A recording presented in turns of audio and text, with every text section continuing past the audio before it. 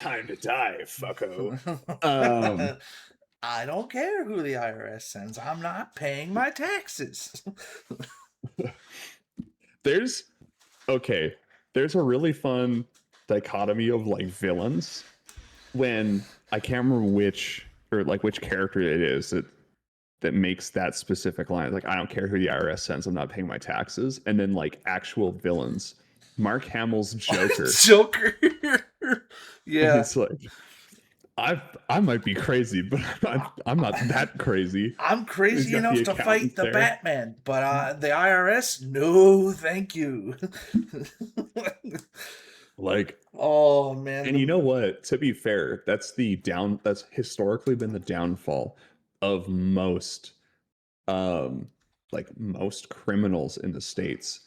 The yeah, IRS on on in like the taxation forms that you fill out has a yeah, field that you can disclose that like your business is primarily in cash. They don't ask what it is, but you have to report your income truthfully. And if you mhm. pay taxes on that money, sell all the meth you want, brother. Heroin it up in the hood, okay? You sell those illegal firearms. The ATF will come for you later, but you Yeah, paid your taxes, so we're good. It's actually kind of wild to me because like throughout like the history of the 20th century, yeah, the criminals that made the long run all paid taxes to the governments they operated within. The cartel does in its own fun way. I mean, they bribe government officials, which is technically different, but it's a tax of sorts if you think about they it. have their Al own tax Capone, operation so that they can go unabated. yeah, Al Capone his is historically famous Oh, for yeah, paying his taxes to the US government and also to the Canadian government because he operated in southern Saskatchewan. right. Hence the tunnels of Moose Jaw. It's a whole thing. Yeah. There's books about it. They're great. The Tunnels of Time.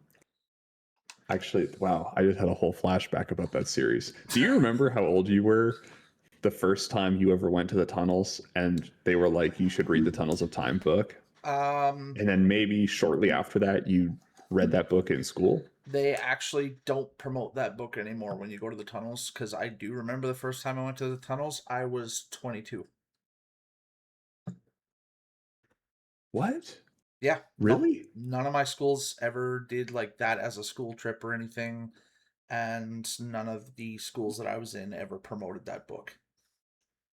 Brother, I think I was 10 Yeah. And the first time I ever went to the when you tunnels. go to the tunnels now, like when I went a couple years ago, when I first went, they don't promote that book anymore. That's actually tragic. Yeah. Because, like, yeah, I would have been It 8 to also 10 doesn't within that age range. And I remember it they were also like, doesn't help we, that every couple of years now what they've started doing, like, which is kind of contributing to the downfall of the tunnels, is it's not about the historical accuracy anymore. They are altering them every couple of years to do a different theme and a whole different like carnival show in the tunnels now. So it's a lot of people have lost the value of the historical, pieces of the tunnels. I, yeah. So I'm just trying to think about how long ago it would have been the first time you ever went to the tunnel. So that's 6 years ago. Yes. Well, no, 6 years was, 5. 22. I'm only 27. oh, yeah, that's right, because I'm older than you. Um, Big Unk status unlocked, apparently. Big unk. Big Unk. Um, and then I almost made a Big Smoke reference from San Andreas. Um, Ticket number 9, number yeah, 43. exactly that reference. Let me get 3 orders of the tenders. Um, Like at one point, I could quote that whole order because I was fat. because that was my order. Uh, so the tunnels So yeah, you would have gone in 21, which is after COVID. I Yeah. have to assume that the problem with that is actually twofold. The first problem is eventually you're going to stop getting people that come to the tunnels for the history aspect of it, which in which case you have to start promoting with school boards. You have Right. to start doing like field trip rates Yeah. because Moose Jaw for most schools in Saskatchewan is a day trip, right? Right. You load the kids up in a coach bus, you take 2 or 3 classes, you truck it down to Moose Jaw, you run them through in rotations, which is what they did with me when I was in school. And then at the end of that, like you bring a bunch of parent chaperones and you get them food, and then you load them back on the coach bus and you hightail it back to Saskatoon Yep. or Regina, Prince Albert, Moosomin, wherever you're from.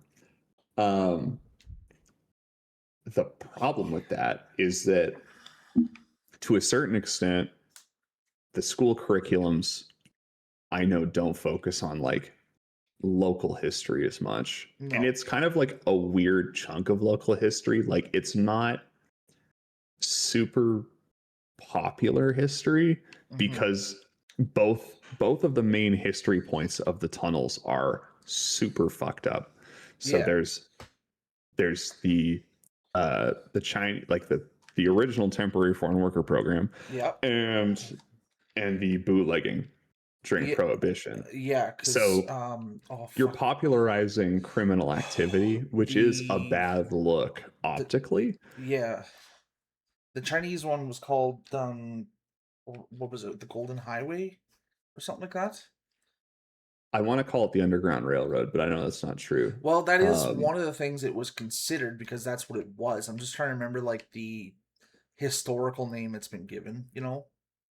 I think it was the Golden Highway. That sounds correct. Something about that sounds familiar, doesn't it? What was the original name for the Chinese national smuggling ring? I'm gonna end up on a list. Your FBI agent's Also, gonna be like, "We got him, sir. Go in." I would like to just very quickly give a shout out to Logitech for building terrible equipment. The backlight on my keyboard has failed completely. Oh, So- jeez. Nice. That's you gotta love that.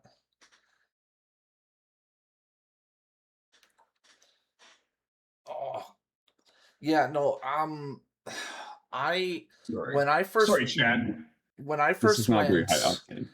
when I first went, they had already changed the like some of the layout and whole atmosphere of the tunnels because they didn't have the Chinese one set up at the time because they had swapped it out for that Bunker 42 thing that they were doing.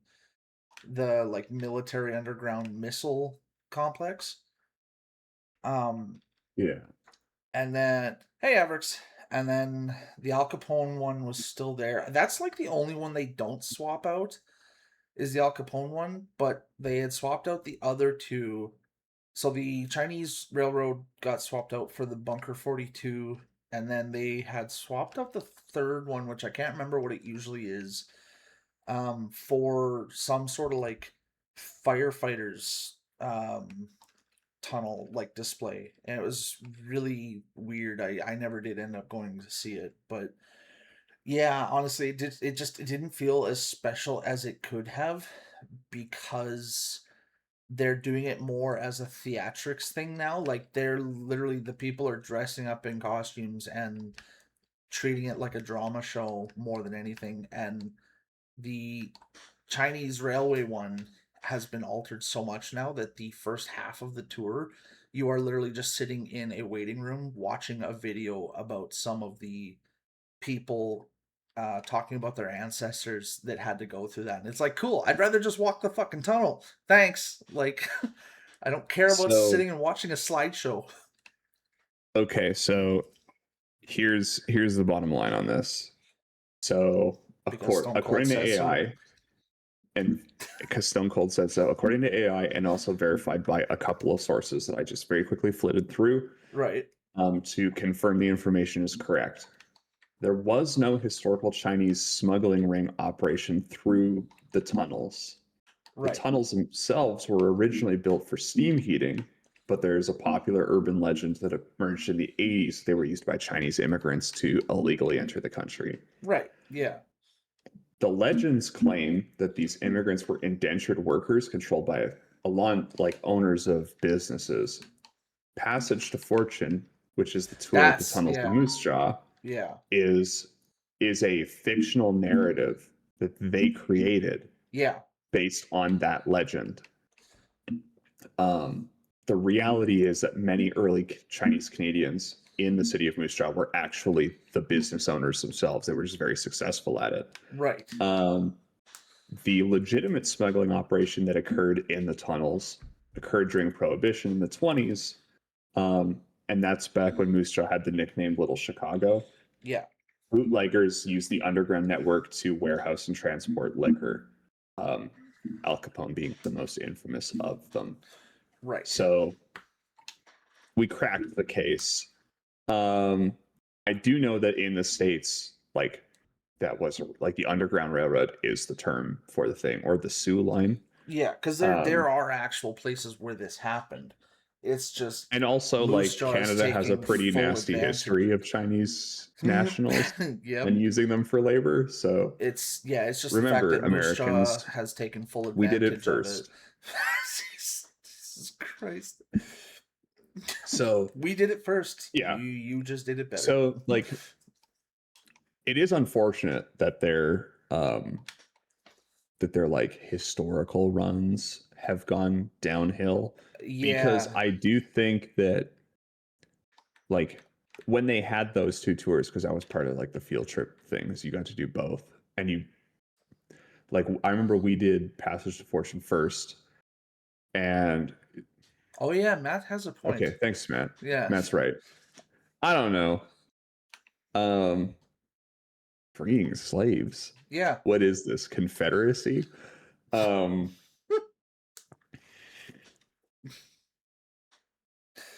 Tonight is the night we try for demonetization.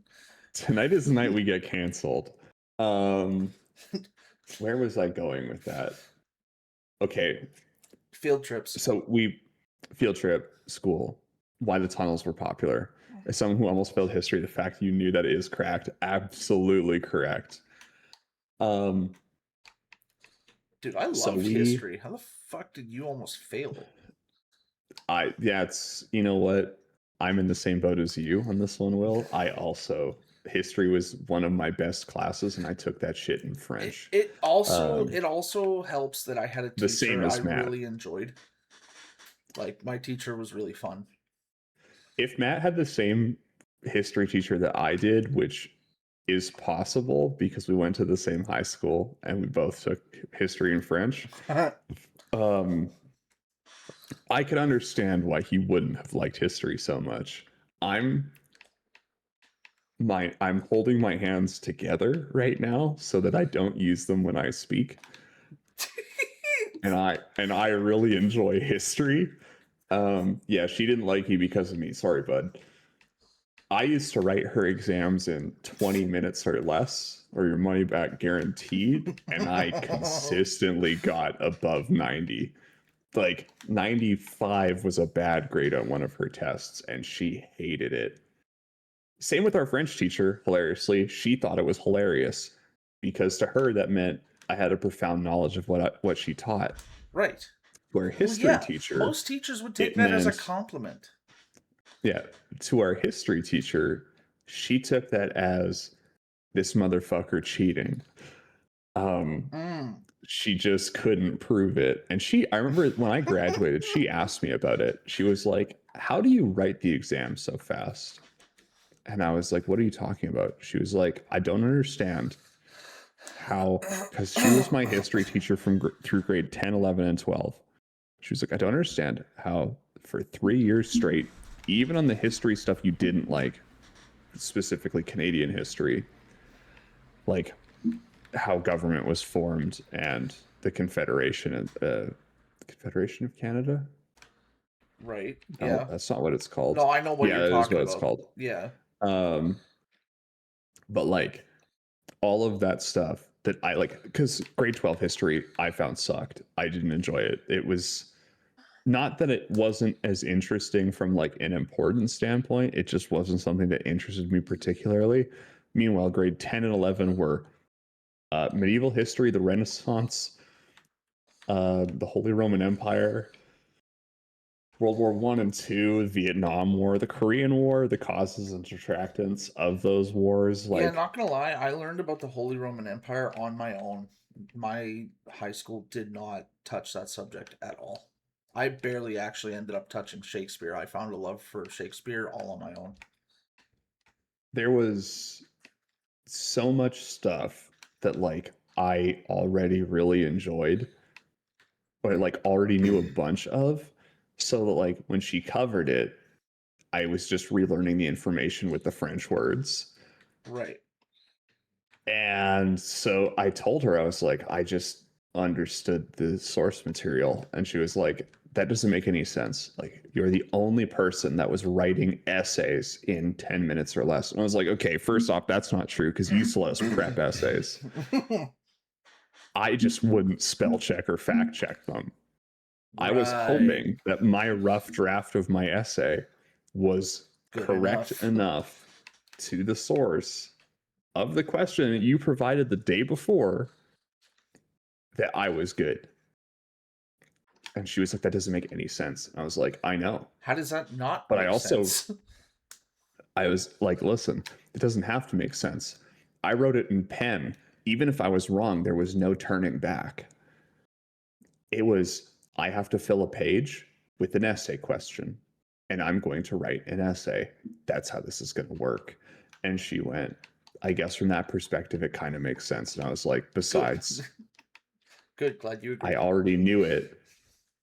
I already knew the answers. So all I had to do was be very verbose with how I answered, and I was good. And she was like, she was like, what does that mean? I was like, some of your essay questions could have been short answer, and I could have got the point across faster. And that probably is the reason why she didn't like Matt. Because she expected the same. She expected the same and was like, how is this kid's brother a genius in my class? And he is not. I actually and just chalked it up to Matt not trying. I had a similar effect in my high school because like I was, the popular guy on the football team, and I studied and all that shit. Like I was pretty much the perfect teacher's student. And what happened was like, throughout the first 3 years and even grade 12, everybody was like, okay, this kid's easy. We don't got to worry about him. He can just do whatever he wants.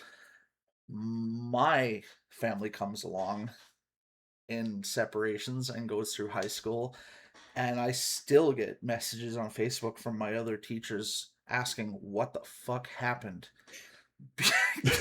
Because the first year, apparently grade 9 of my sister going to the same high school I did, she got the math teacher that I was able to befriend, but is predominantly known as a bitch. And she was like, oh, okay, all right, I got another of the Shelley family. This will be good. This will be nice and smooth. That was not the case. My sister, as is well documented, has a bit of an attitude problem. And I got a message we need to address Matt's statement really quick, because that's actually the funniest fucking thing I've ever read. To be fair, I also finished my tests in less than an hour, because my philosophy was, if I don't know when I read it the third time, answer it with whatever and hope. My boy, that's based as hell. Absolutely phone that shit in. That's the most Do you know how many times check based theory ever? Okay, I've been a gambler for a long time, and I've always made the joke that I only make bets I know I can win. That is not the case for your brother. That is, well, so we were operating on the same methodology. We were gambling on it. We were like, okay, it's A, B, or C. Right. It's probably not C. So we're 50-50 odds now. I used to pick C just for shits, and that would usually be the answer. I'd like whichever one I was like, that's Well, not the that's because answer, the would theory be the usually answer. is if the answer isn't 42, it's usually C. Yeah.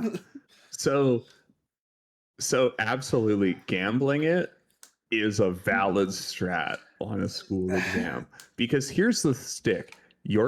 And this is why I always wrote my exams in pen, which all of my teachers hated historically. Right. Um, if you read a question and you just don't understand it, move on, come back to it later.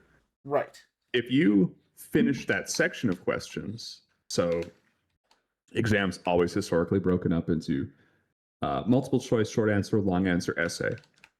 Pretty stock standard format for testing.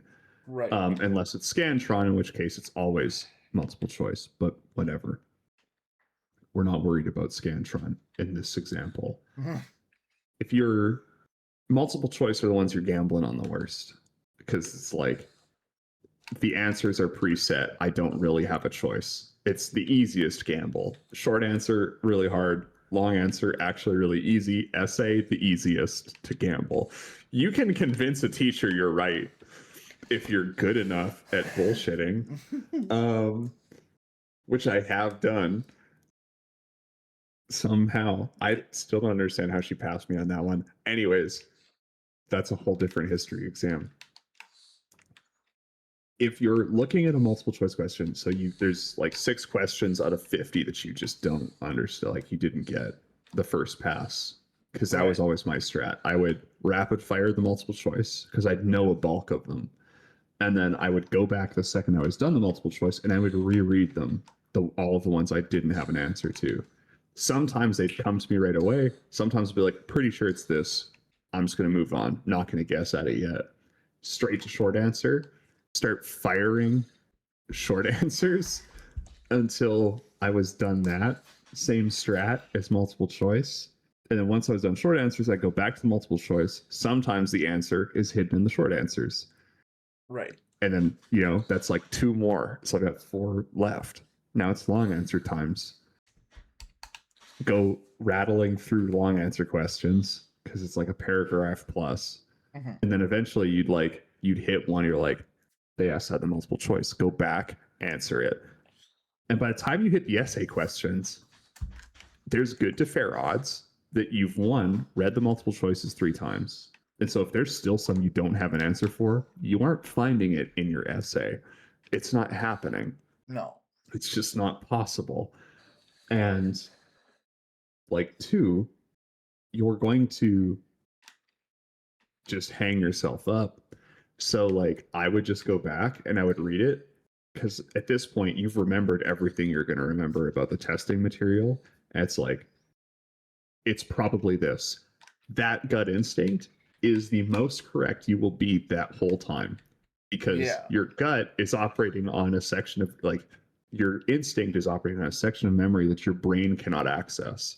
It's you've crammed all of the relevant information back to the forefront, and then there's the rest of the information that's relevant to what's being asked that you just can't call on, but you instinctually, if you actually know the material, like you read it at the very least, it's in there. And my gut was almost always right, so I would just bet on it. I just bet the farm on every question. After that, okay, that actually reminds me. I'm betting the farm on the last 10 questions, right? It's not like I'm betting the farm on all of them, which I think is where my strategy and Matt's were different, and that's why I almost always did really well. French, history, English, sometimes math, actually. Sciences, it was brother, if I get to the long answers and I don't know the answer, we're betting the farm. It's put it all on black 17. And let that motherfucker ride. This reminded me when you were talking about what you do when you get to a question you don't know. And it reminded me of the funniest fucking math test I ever had to take throughout my high school. It was grade 11, and the teacher wasn't paying attention. And when she printed off the like 5-page math test, she didn't realize that she printed off her answer key 5-page math test and gave us all copies of that. So all we did was just fucking circle the answers that were given. And as she was marking them all, she got through the first like 4 of them and she was like, "Wow, you all listened really well this time around. I'm really happy to see that." And then you could hear it slowly die out from the corner of her like of the room there where she was grading them in front of us. She was like, "Yeah, this is really what? What happened? You Why guys are is fucking cheating. why are these all the same?" And then she looked at her answer key and she was like, "What? Oh, I printed off the wrong ones. Well, too late now." So she gave us all top marks for the test because she was so fucking done with it that she was like, "Yeah, we're not doing that again. Moving on to the next chapter." That's funny. Oh, easiest math test ever. I literally just looked at it and I thought about telling the teacher just because my brain, like I have that realistic side and I was like, "Okay, I should say something because I know this was a mistake and I feel the need to point out this mistake." But then my other side, my genius side took over like the little devil on my shoulder and was like, "You better shut the fuck up unless you want to get flogged by the rest of your class." Oh, dude, yeah, if you point that out, you're dead. So Um, I said nothing and just proceeded to circle the already given answers like a good little boy. Yeah, I knew I was destined to be a dungeon master for the rest of my life.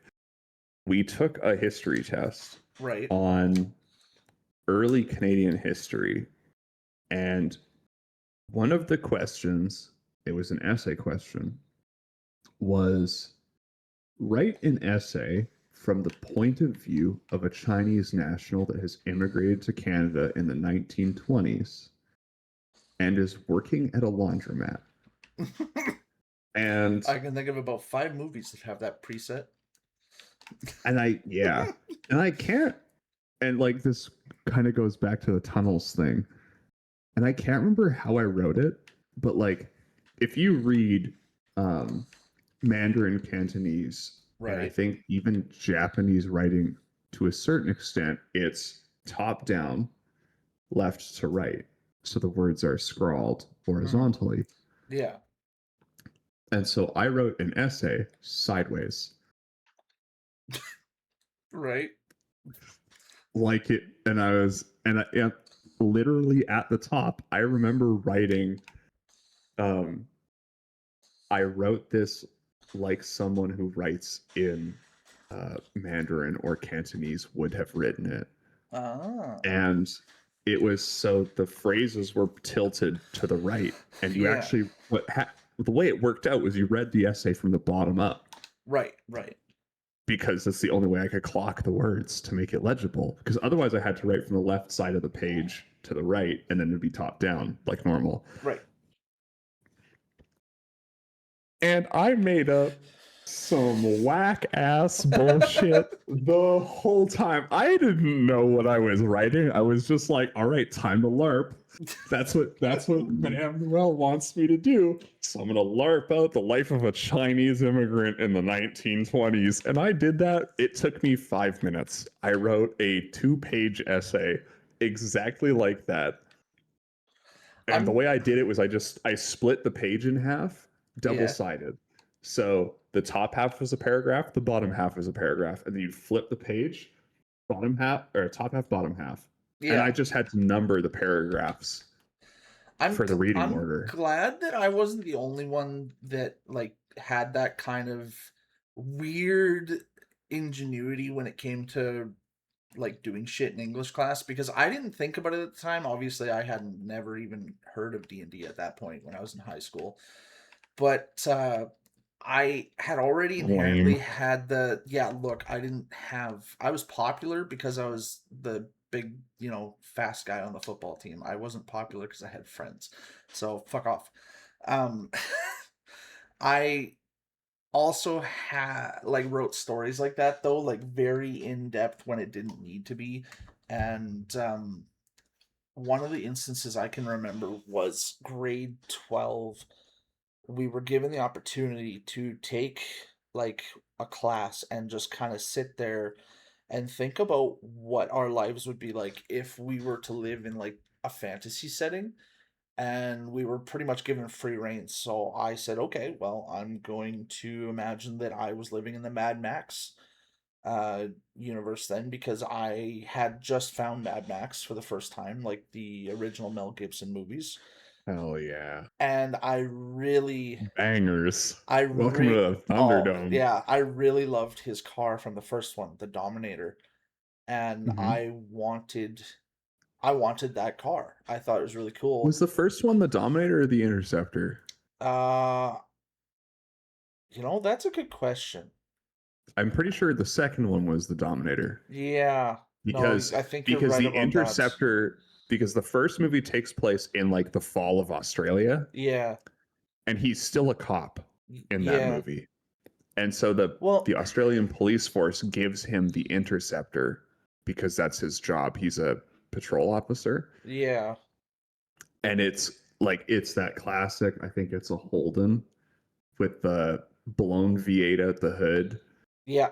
Yeah. all black with the cop script on the side of it. Yeah. And And then as the movie progresses, that car gets more and more worn down, and that, I, if I'm remembering correctly, the subtle themes of that movie is meant to demonstrate the fall of society throughout the film. yeah. Oh Is yeah. like as the like the what I can't remember where he's from in that movie, but like that gets slowly peeled off of the car as he progressively gets into like more chases through the desert and like the sand blasts it off. Yeah. And then the end of the movie is him driving the Interceptor into the off into the distance, Yeah. and it's beaten down and it's like it ragged in comparison to where he came. Yeah. No, I think the second one is the Dominator yeah, that because that's the car makes he builds himself. yeah, that makes a lot more sense. It's been a long time since I've watched them at this point, cause so I can't fully remember. But yeah, I was sitting in class and I was like, okay, well, I'm gonna take this time to think about what it would be like to live in that time period then, or like that kind of universe. And so I ended up writing a fucking 10-page mini story about it when all we had to do was write a few paragraphs.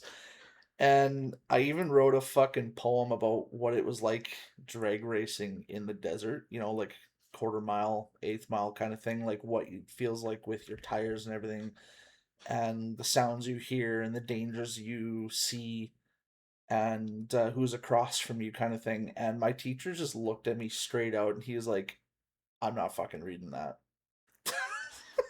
I was like, why? Why? Yeah. What's wrong? He's like, well, for one thing, I know you. I can already tell you that it's about cars.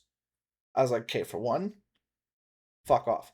Two, you It's don't that know that. fucking second. How'd you must have read some of it if you knew that. Yeah, no, Meanwhile, the last English assignment Will handed in was a fanfic about how he was in love with his car.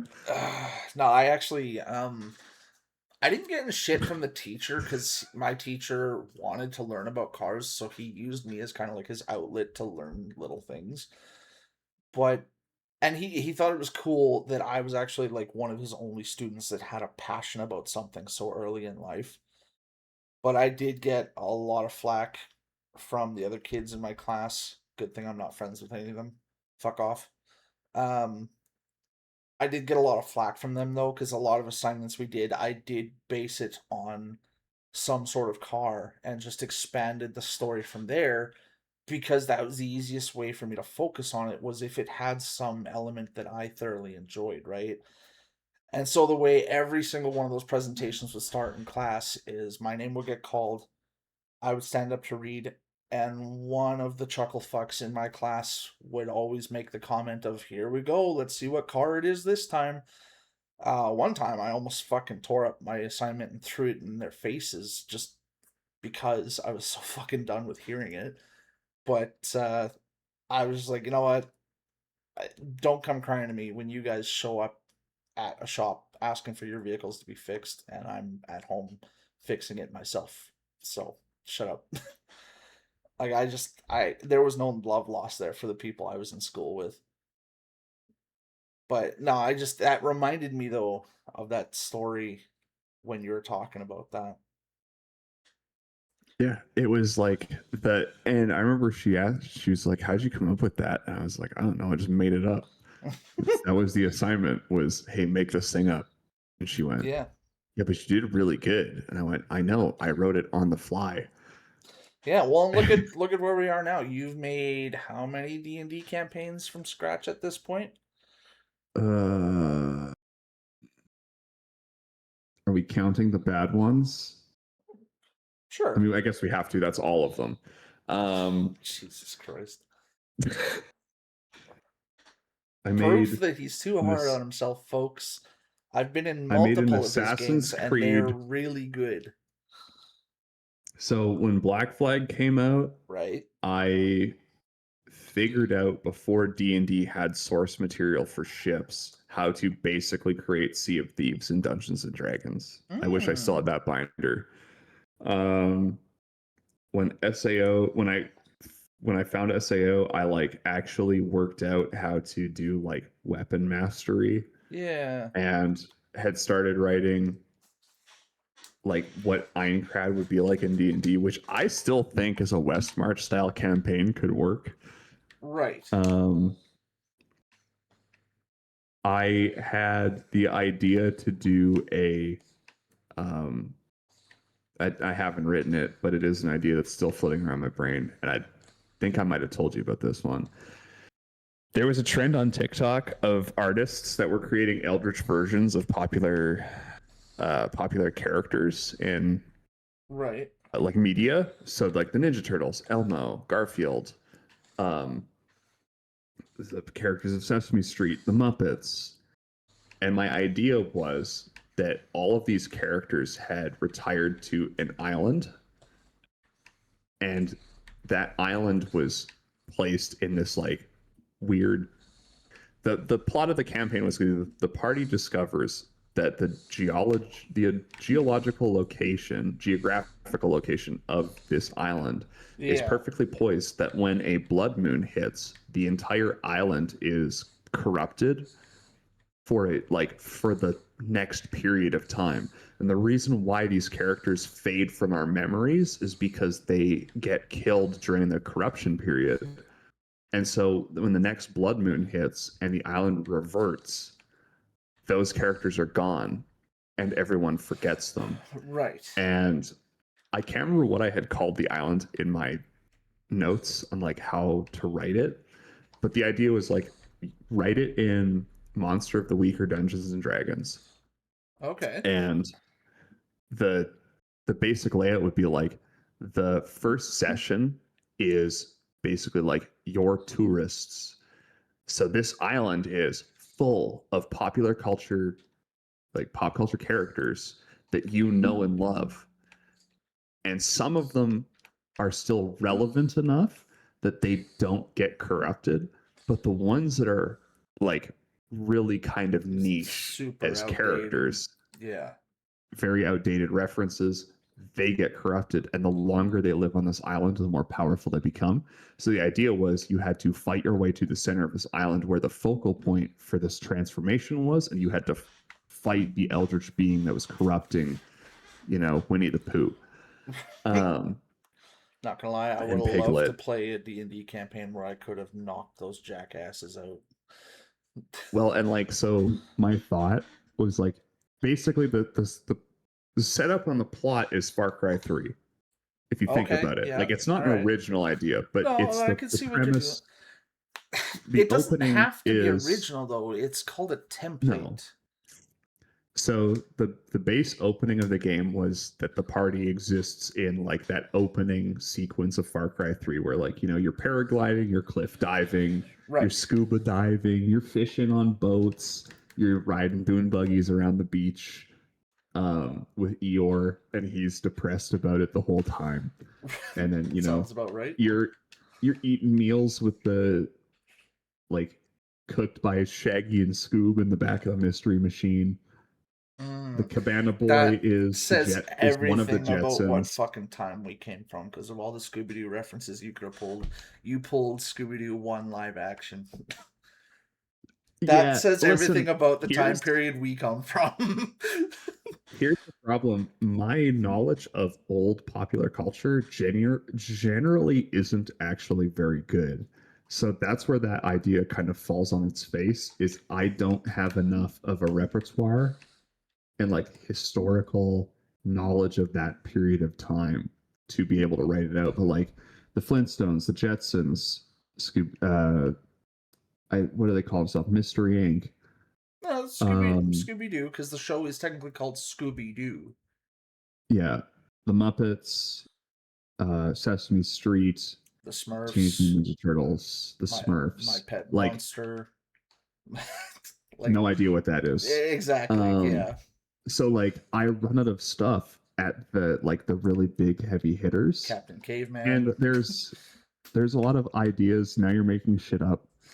No, I'm genuinely There's a lot. not. Captain Caveman was made by Hanna-Barbera Productions, the same people that made Scooby Doo. Okay, yeah. There was So like, also the Blue Falcon.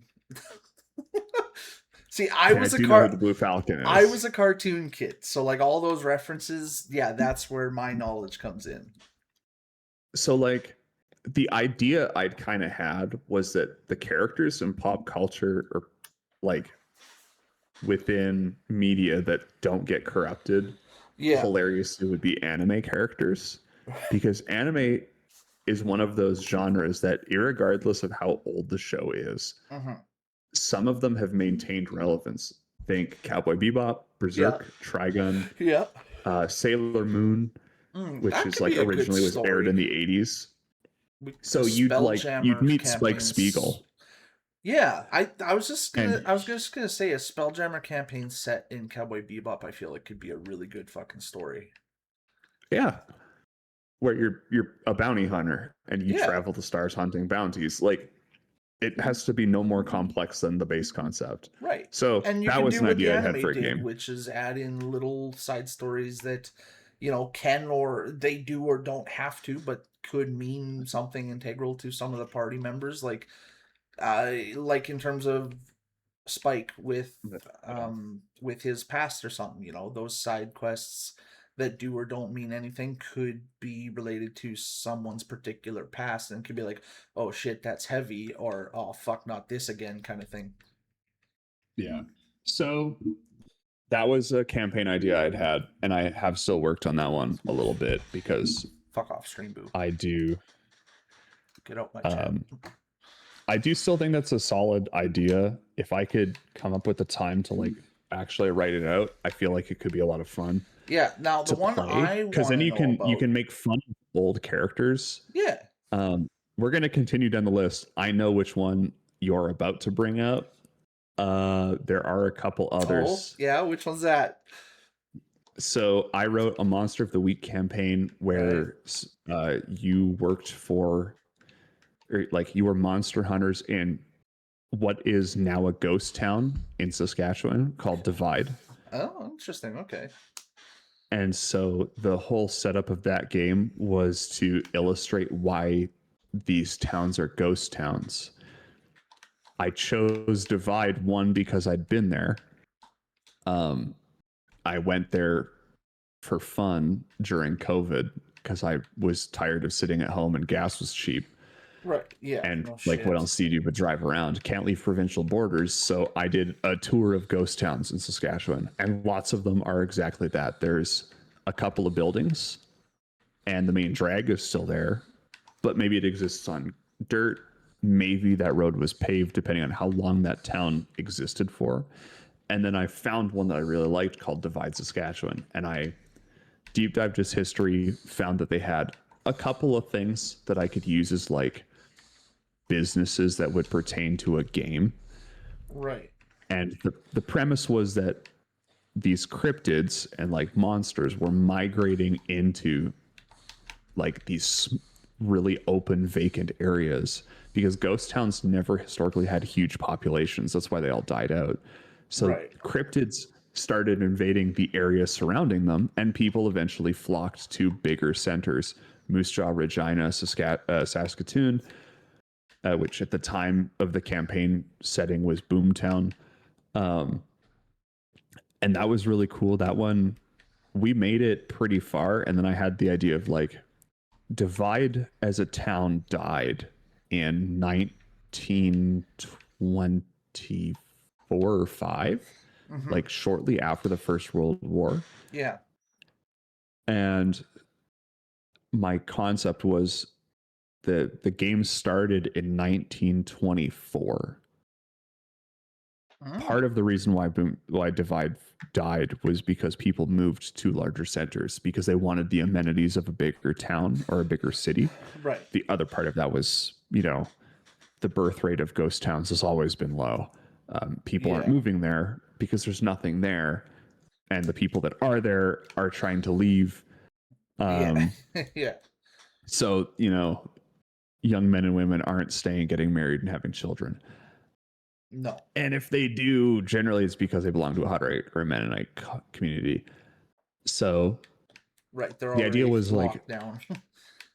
through a series of 8 or 9 hunts, the hunters were going to basically live through and try to prevent the death of a ghost town. Divide is placed in an interesting spot. Divide exists along a strip of ghost towns, and it is the last one. So the opening of the campaign was basically they got the paper in the mail, like it was posted to their house that morning from an unknown source, and it was talking about how one of the ghost towns earlier up the highway had been declared a ghost town. Yeah, it was empty, and late as you read more of the newspaper, that in the news that's being relayed is more of these towns are seeing lower populations. And they predict that by the end of this year, the town will be like all of the towns along the stretch of highway. And I wish I could remember the name of the highway. Like they actually had like a nickname for it, and it's that stretch. They predicted that all of those towns were going to be empty, right, for one reason or another. And my premise to the players was, that the reason why this is happening is because monsters are encroaching on this territory, and they're either killing people or they're scaring people away. Like somebody goes missing and someone gets scared. Right. So the reaction to that when they don't turn up is that you're going to leave because you don't want whatever got your friend to get you. Not everyone thinks of my friend went missing, I need to find them. Most people think, oh, my friend went missing a year ago, I need to get the fuck out. So that was a cool one. I really liked that game. I'd like to run it again because I think it would be cool. We only got like halfway through it. Right. And there was a scheduling issue. The next game I wrote after that was the Obsidian Vault. Okay. Which will be featured on twitch.tv/Sergeant Cobra 98 when he's done his campaign, which will be coming soon. You motherfucker. Yes, we will be starting that on the 25th. I have gotten 6 confirmations now. I am just waiting on Special Hug Time and Wired Rabbit to confirm. But 25th at 5:00 will be the first stream of the campaign, and that is also the first stream that I will be returning to multi-stream on YouTube and Twitch at the same time. So lots to look forward to at the end of this month. World premiere. Anyways, World Star. I didn't mean to force that. I was actually just still doing the bit because we've talked about it a couple times and you brought it up. I didn't know you hadn't said anything yet. Yeah, but yeah, so there'll be live action here at twitch.tv/Sergeant Cobra 98. Yeah. And youtube.com/ the alphanumeric chain that is his YouTube channel identifier. Finally, something he hasn't memorized. I actually think it's youtube.com/ youtube.com/Cobra Gaming More is what it probably. is. I just can't remember off the top of my head. Yeah. Give me some time. I'll memorize it. So the Obsidian Vault was set in my world, Right. and I called my world Crucible, and it had 2 continents, and the template I used was the beginning after the end for their base layouts. One is high fantasy, and one is much more like Arcana punk. Yeah. So it's harsher to live in. Magic isn't free flowing everywhere. Almost like the idea of the dead continent, where Yeah. like think like people shouldn't live here, but they do anyways because they're here. Yeah. And so the Obsidian Vault was in the darker side of the world, and the idea was that these people make a living out of ascending through rifts, which is something I stole directly from the beginning after the end to make it work. And within the rifts is all of the magic items that the precursors left behind. And these, like, if you want money, power, and fame, you're diving into a rift hold, which is what I called them. And like the beginning after the end, they were relic tomes. There was fixed access points.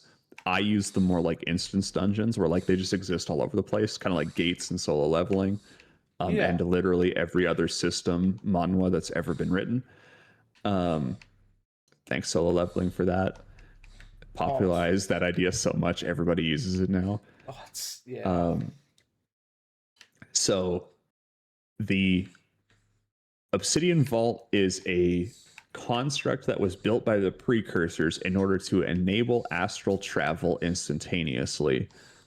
When the precursors disappear, the function of the vault becomes to find a successor in order to reinstate the control of its travel function, which it never does. Partially because nobody ever asks to become the, like, nobody ever asks the barkeeper questions. You ever notice that in D&D games? You could give them literally the lore librarian, and nobody's ever going to ask him, hey, how did the world come into being? Even though the answer is written down behind the DM screen. Well, that's just it. Like, we spend so much time giving NPCs like that vital information, and our players are just like, I don't know, start bar fight. Like, as a fun little prelude into the Obsidian Vault's main construct, there's a character in that campaign that is an NPC who was built by my friend named, and the character's name is Oberon. Yeah. Oberon being the king of the fairies in mythology. Yep. Oberon is the main shopkeeper in the tower. He gives out all of the rewards, which is going to be changing before I run it again. He's the one that he sells potions and items, enhancements, enchantments, you name it, he's got it. And that's his whole stick. Oberon is a giant lore library that nobody ever actually asks questions to, which is so funny to me, because in my last game, very specifically, I made a point every 2 floors of asking, is there anything you'd like to ask Oberon?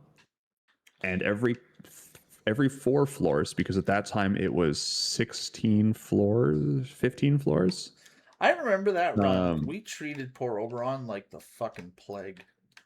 Well, you guys played with Oberon. Like, you guys played with the guy who built him intermittently as he was available. Yes, but you still had someone else at the time in between levels that we could interact with for the stuff, and we basically treated him like the plague. Not Oberon, which was his name in my notes.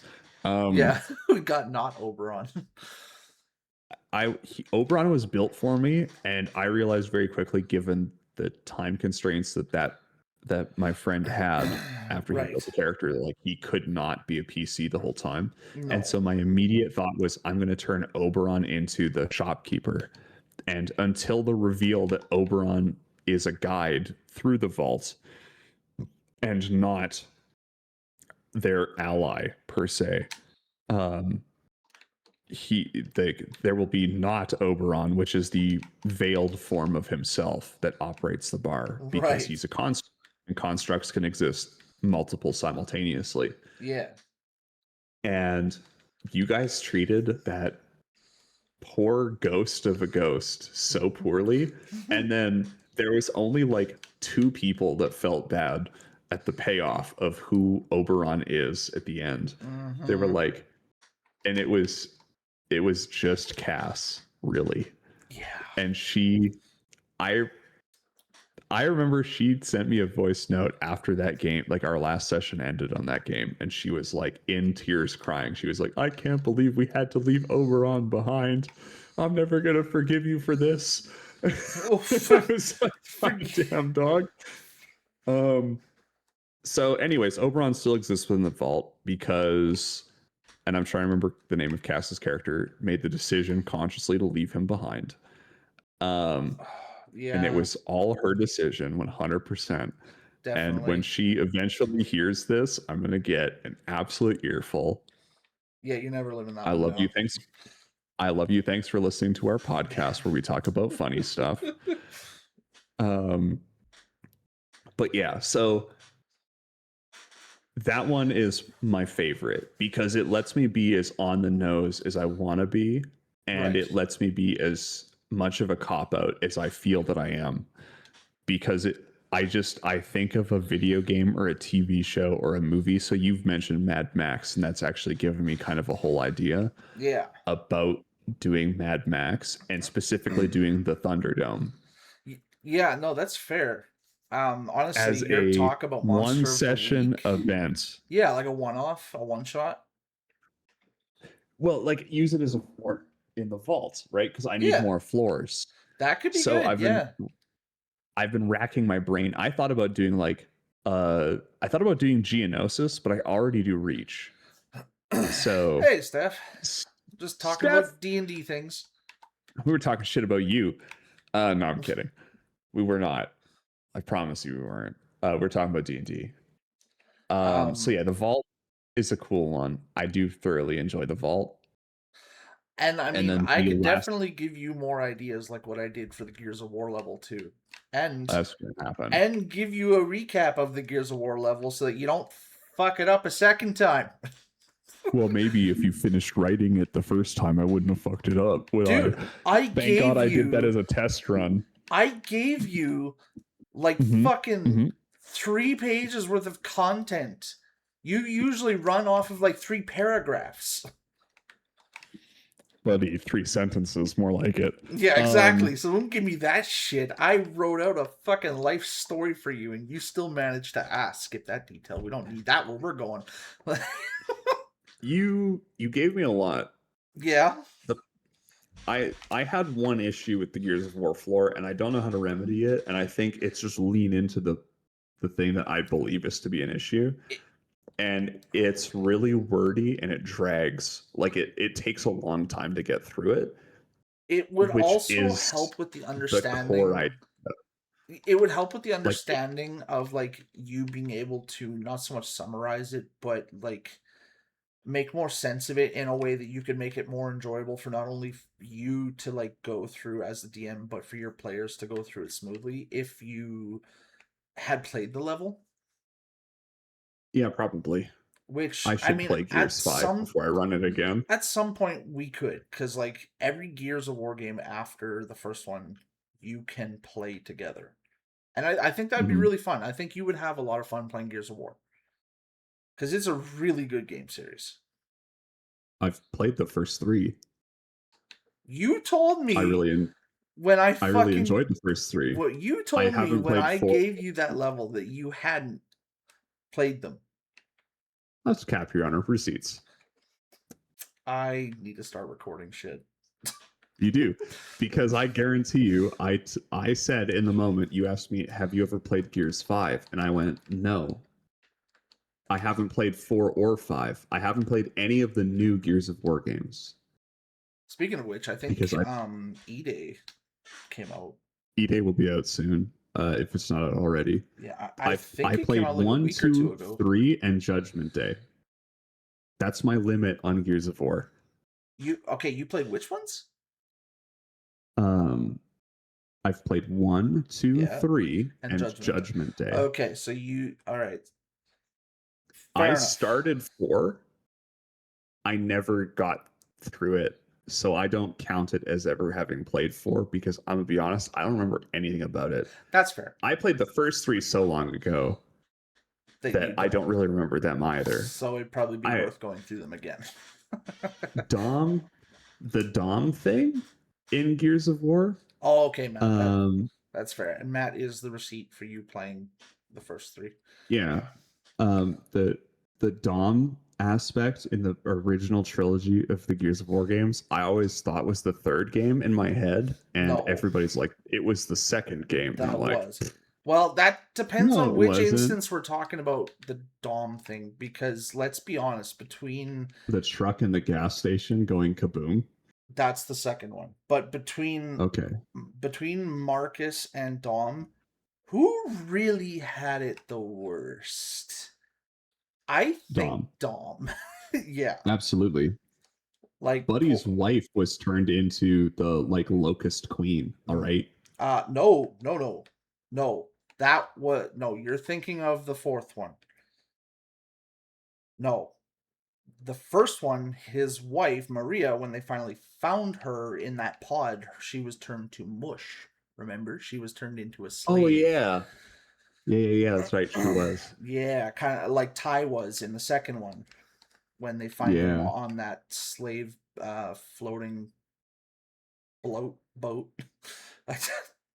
The torture transports or whatever the fuck they were called. Yes. But yeah, that was, oh god, that was brutal. I went when Dom finally gathers his wits about him in the first one after that, and Marcus says whatever he decides I'll be there for you, and you get the option to choose to go stealth or go through the front door guns blazing. I chose going through the front door guns blazing just for Dom's sake.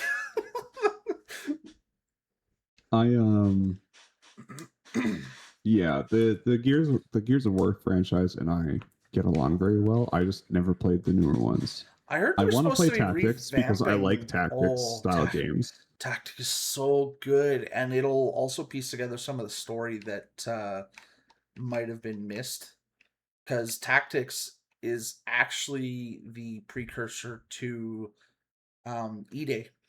So technically, if you're going to play them in order, Tactics is the first one.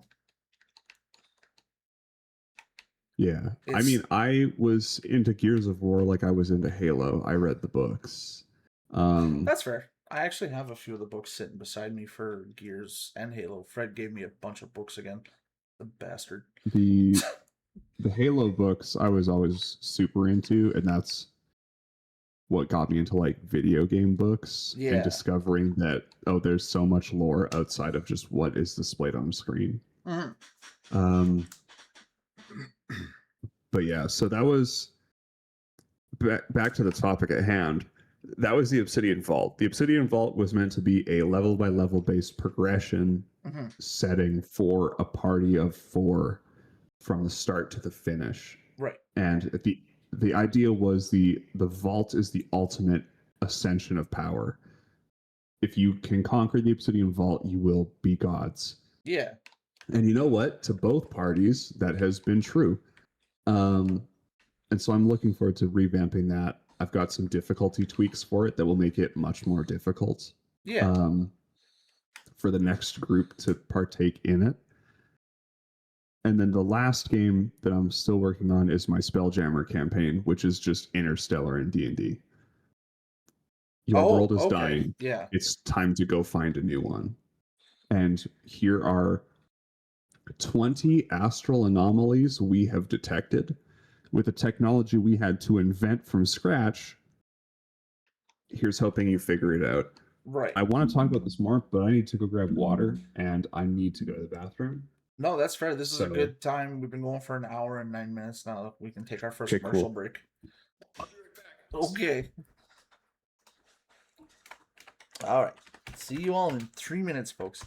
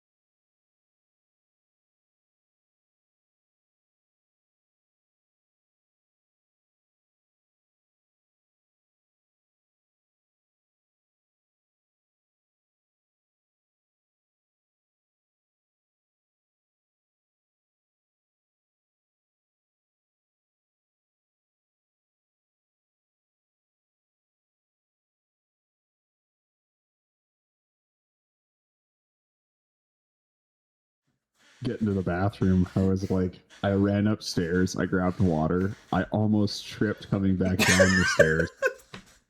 The light in the basement, not very bright. Thank God for the fact that we've currently got Horizon there, because that's all that's illuminating my face right now.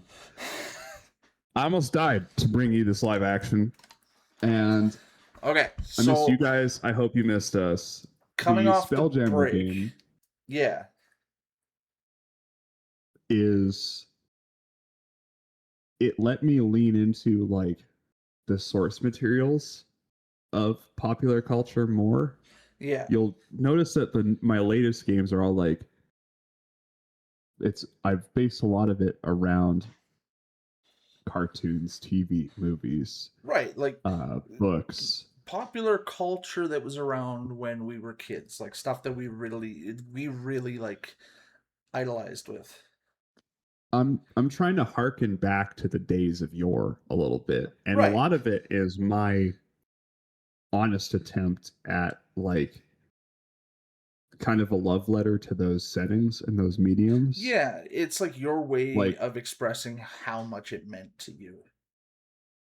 try because like to yeah, picking a setting is cool. Doing it well is better. So that's like that's probably the reason why I don't think I'll ever do Cowboy Bebop, because I don't think I could ever do it justice. Right, you don't want to fuck it up and feel bad about it. I couldn't do the Boondocks because we just get canceled.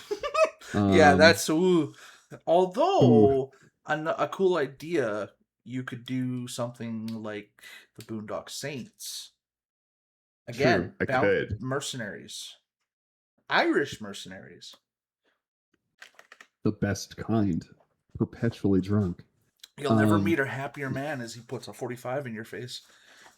Exactly. So when I did this, when I started working on the Spelljammer game, I took like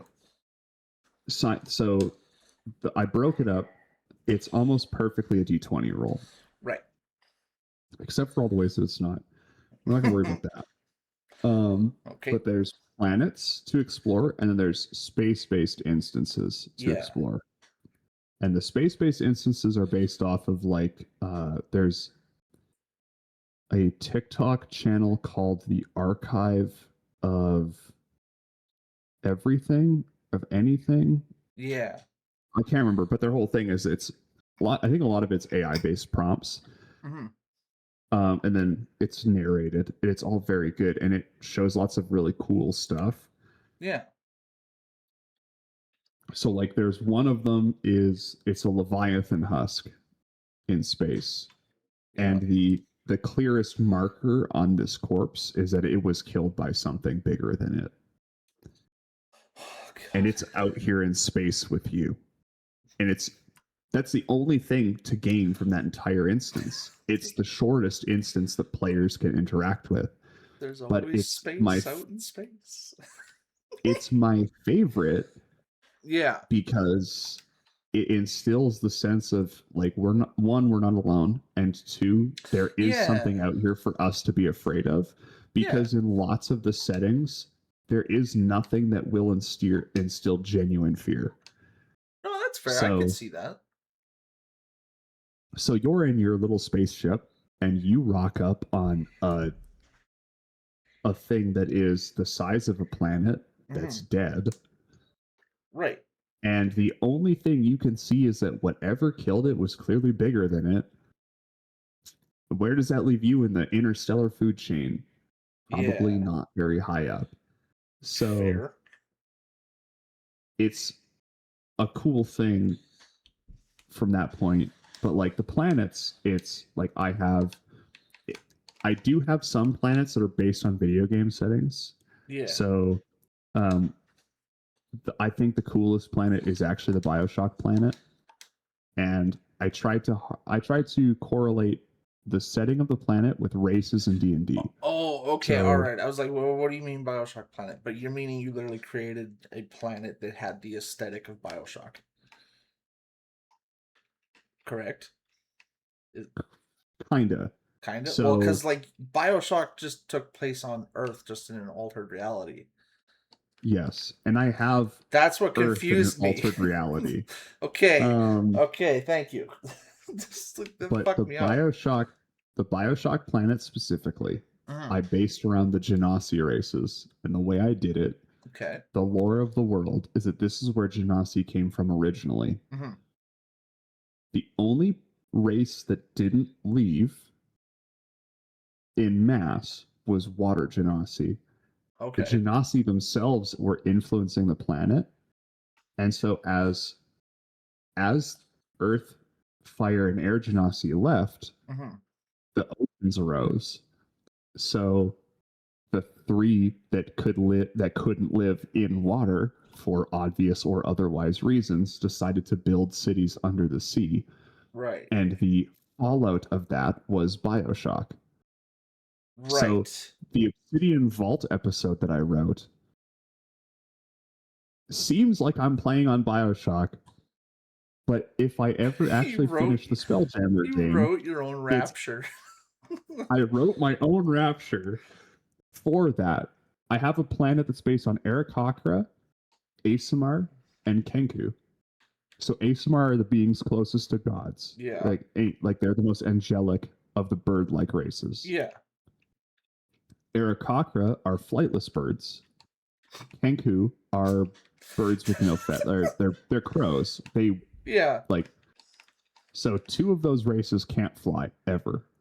Aarakocra and Kenku. Kenku are like the slave race of the avian humanoids. Right. So the idea was it's Cloud City from Bespin, it's Columbia from BioShock Infinite, Yeah. and it's nothing.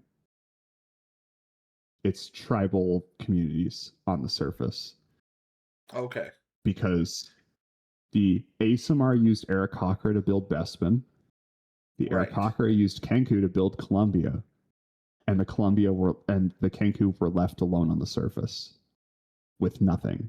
Like the planet had been stripped of all of its resources. Yeah. And so the planet itself was like a ship graveyard because it's the floating cities that the Aasimar lived in eventually fell to the surface.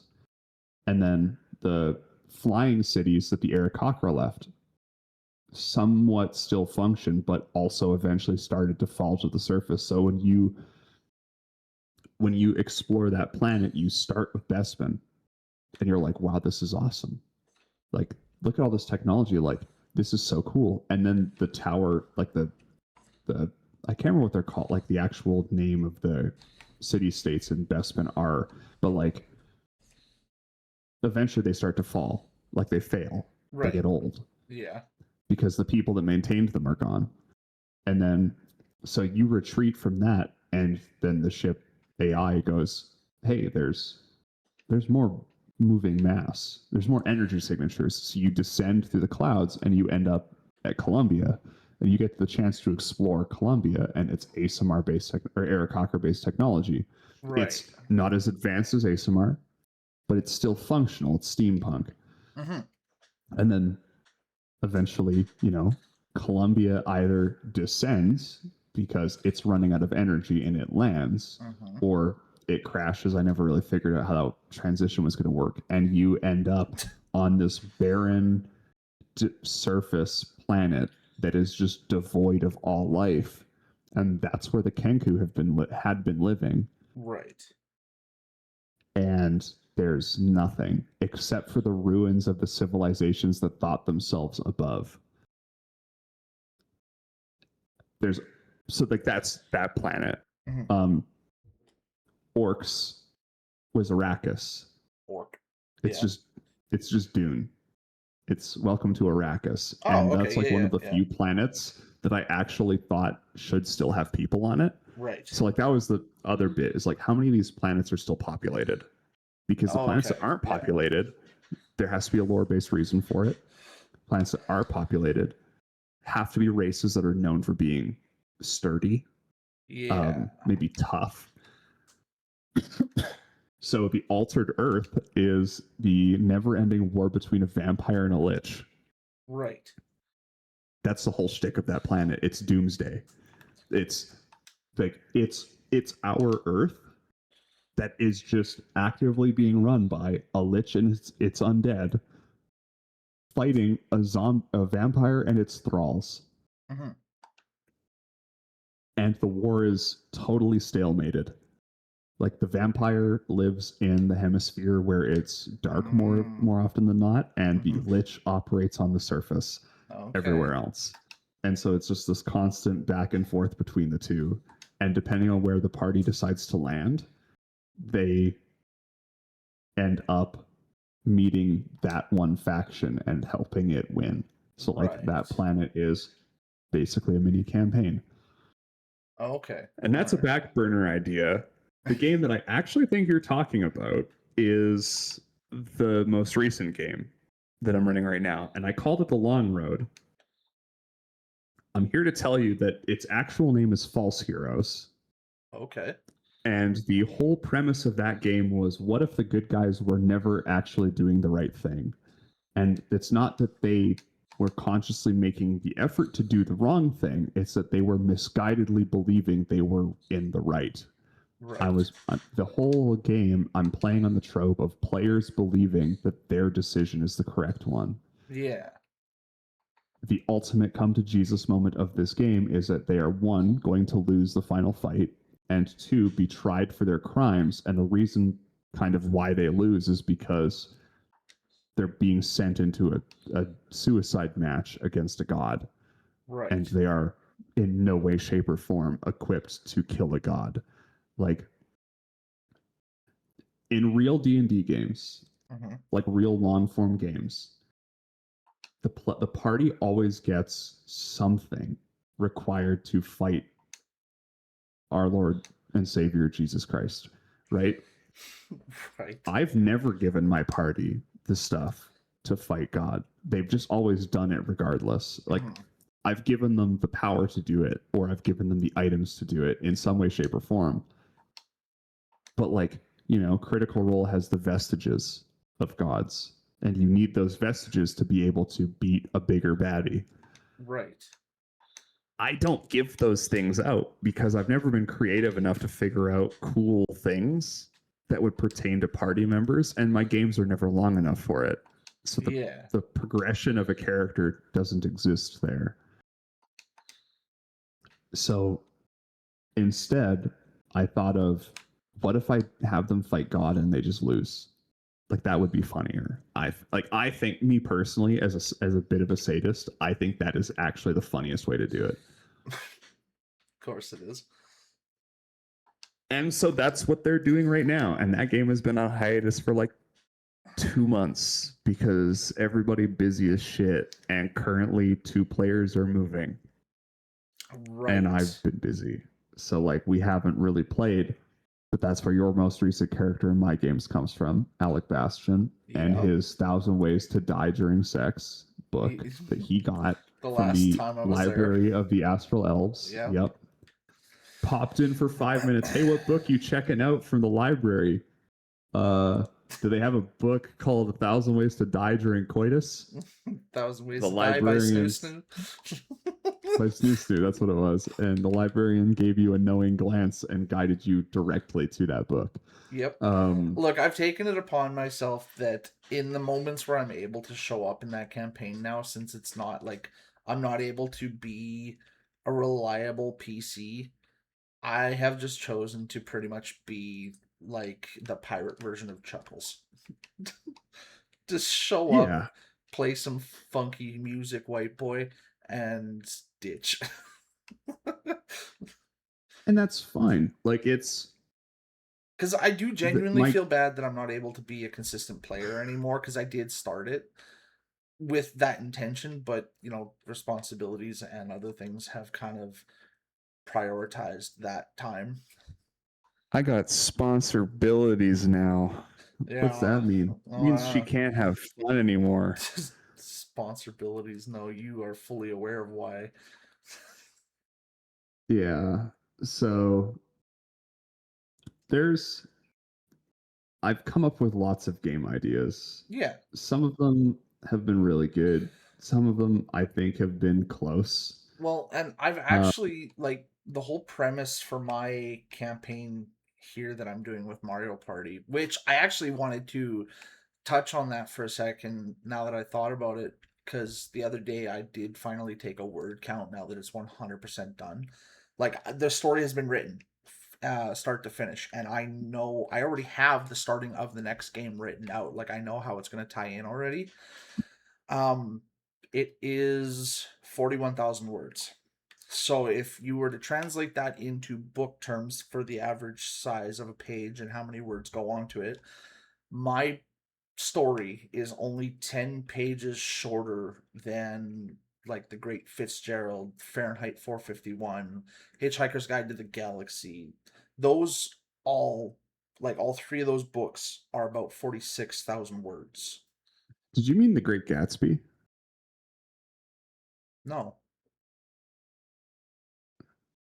No, there's a lesser there's a lesser known book called The Great Fitzgerald. Actually, I think it's the Okay, Great I F Fitzgerald. It's about an old, I think is it a steamship that was used for the Civil War or something like that. I can't. I know that. Oh, yeah, I know Yeah, what you're talking about now. I know, yeah, yes. Okay, I'm on board. I yeah, understand what we're talking about now.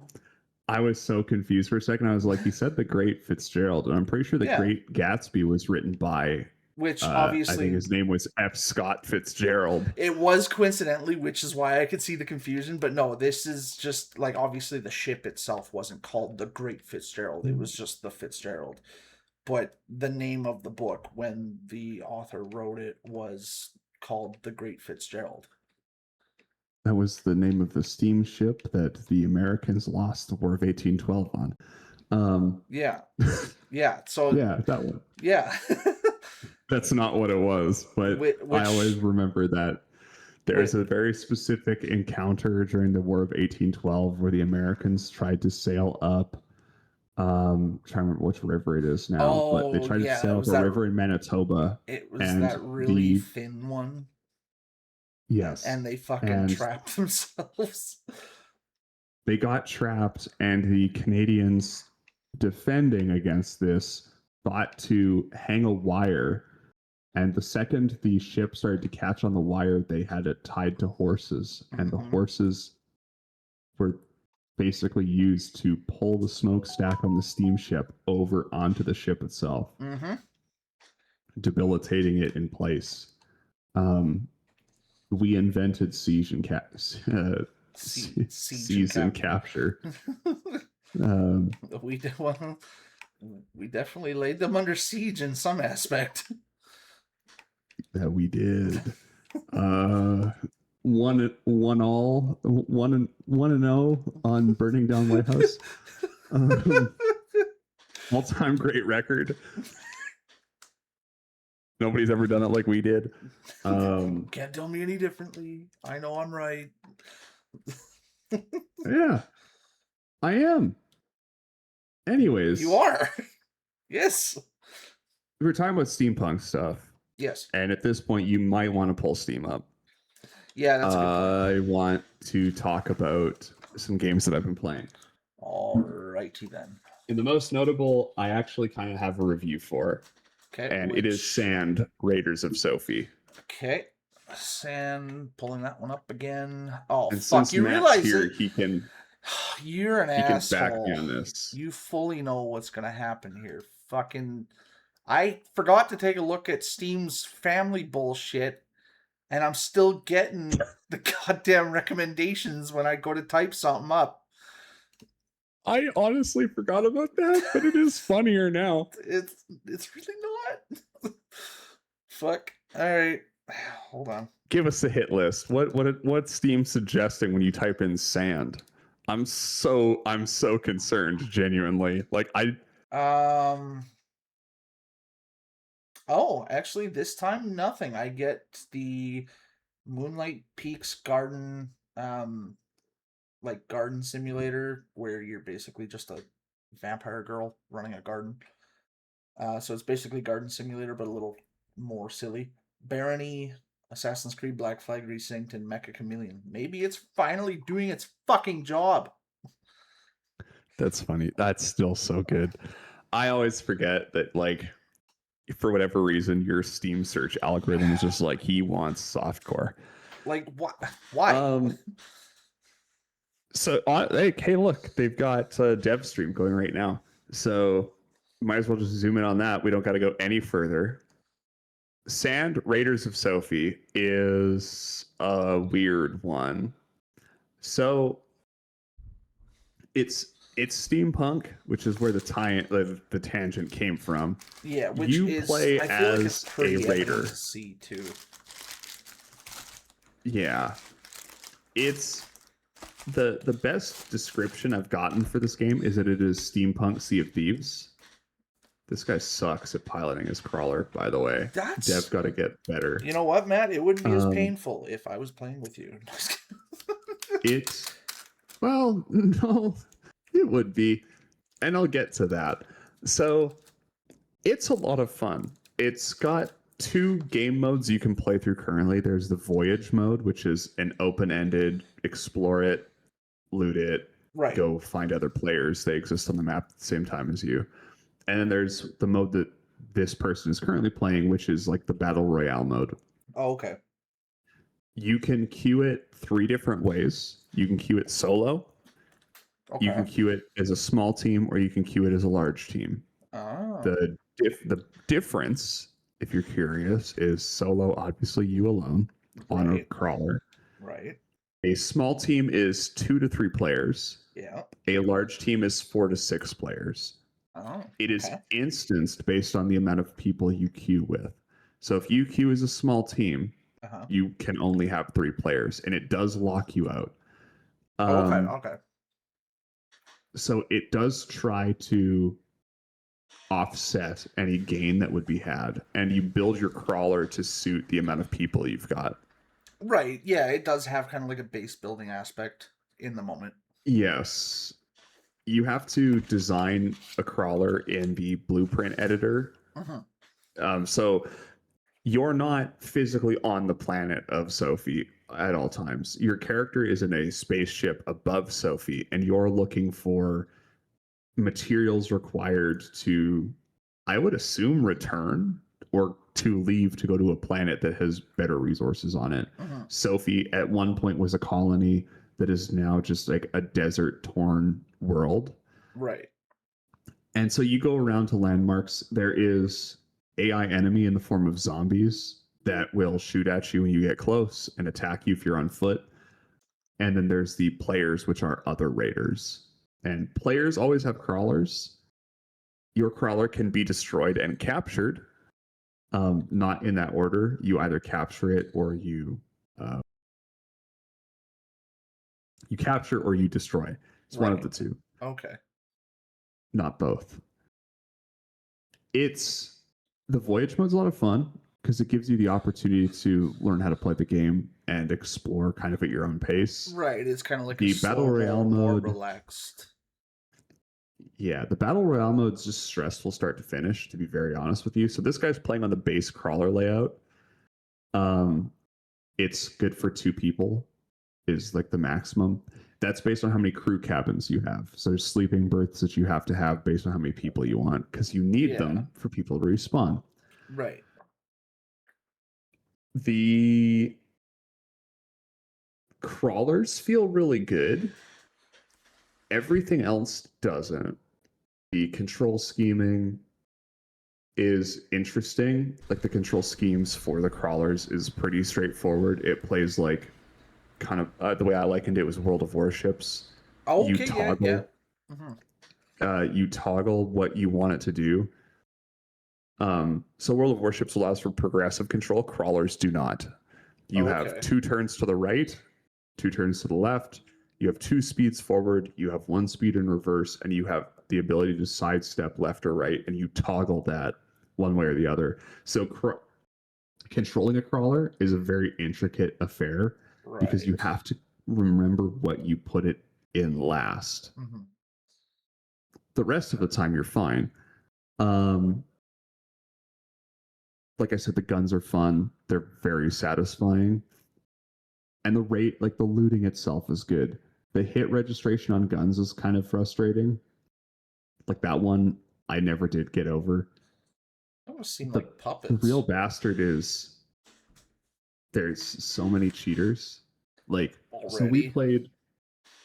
Oh yeah, dude. We played, I think, 3 raids last night before Matt and I got off. And I played 4 total. Our first raid, we were looted right up. We were going to just check one more spot before we went to extract because it is an extraction shooter.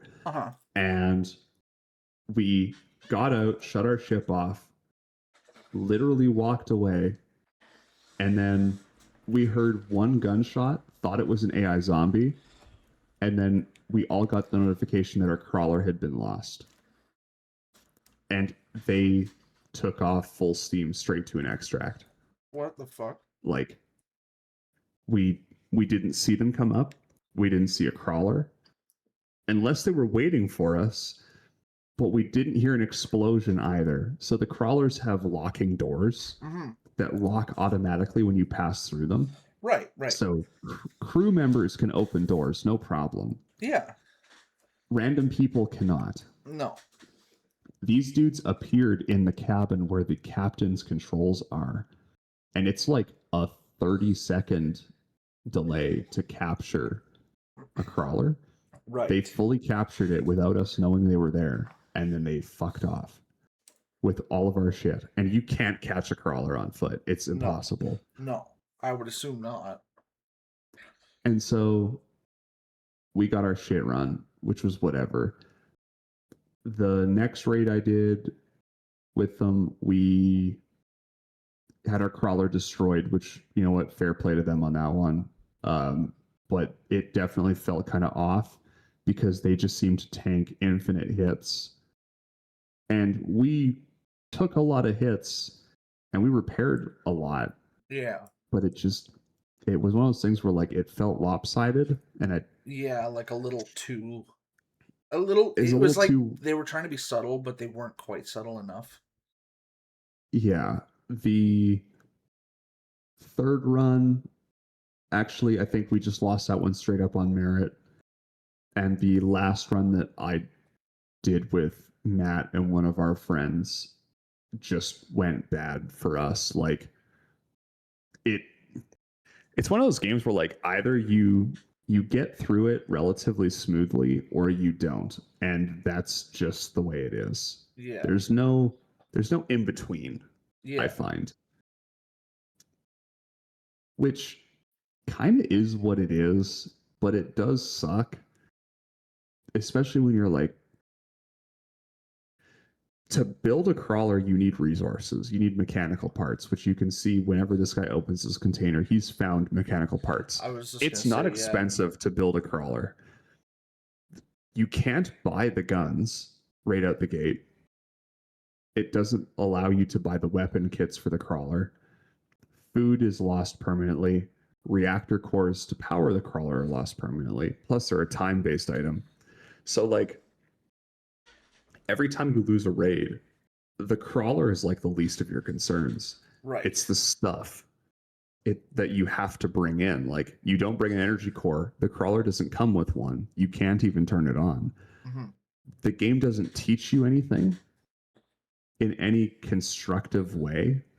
So, like, it doesn't teach you how to design a crawler. It doesn't teach you what you should be bringing into a raid. It has this idea that you should just know and provides no explanation for that. It doesn't even really teach you how to pilot the crawler. Interesting. Okay, so it's kind of leaving it fully up to like figure it out kind of thing. Yeah, we didn't know it had a voyage mode until the second day we played, because I started playing it with Special Hugs. Right. And the two of us, we did a battle royale. We were lucky to make it out, and that all went pretty good. But like, if we'd known there had been a voyage mode, we would have just played that. Right. That's where all of like the clips from Peanut's stream, like the Burnt Peanut, his streams have all come in. Because he's playing on Voyage. Right. Because you can just walk around and loot and fight and have fun. Which leaves a lot more open opportunities for him and his crew to fuck things up and make it funny. Yeah. And it's the better game mode. Yeah. Lots of the complaints that we had were based around the fact that like lots of extraction shooters now have catered their new player experience. Sand being an early access, they haven't done that yet. Mm-hmm. And like, it's a couple of guys in the Ukraine that have been building this game for like 4 years at this point. Oh. They've done very well. That's fair. This game was announced before the Ukraine war kicked off. Okay. That's how long they've been working on it. But there's things that are missing. Like, there's no ping feature. So you can't ping the map. You can't ping the map in the captain commands, controls. You can't ping the map when you pull it out. Right. You can't ping the map using binoculars. So there's no way to range find. Mhm. None of the cannons have ranged sighting on them. So I don't think he's going to get into a cannon again, but if he does, you can look if he aims down sight. It's just an iron sight, which isn't the end of the world, but it is kind of inconvenient when you're trying to shoot at a target that's chasing you and you're getting away. Yeah. So like I'm trying to keep them slow so I can make my escape. The way this dude's loading this cannon is infuriating to me. And Yeah, I can see my gunners why. can't shoot him because one shot goes way over, one goes under. So like they don't tell you they don't tell you shell velocities. Mhm. They don't give you ranging tools. They don't tell you they don't give you any real explanation on how the game functions. Yeah. And because it's in early access, it's really easy to break it right now.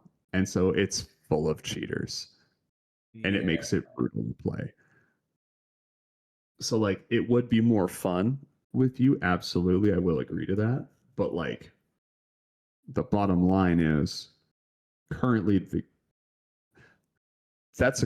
that guy's bugged Yeah. is what happened there. He bugged in the evac screen and he Okay. dropped out of the ship.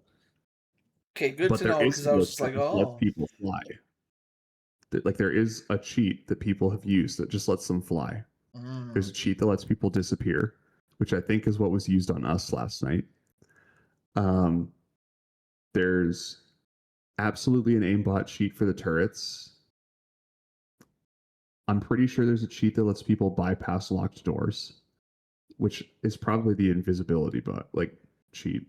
Right. So like Yeah, because it doesn't detect you.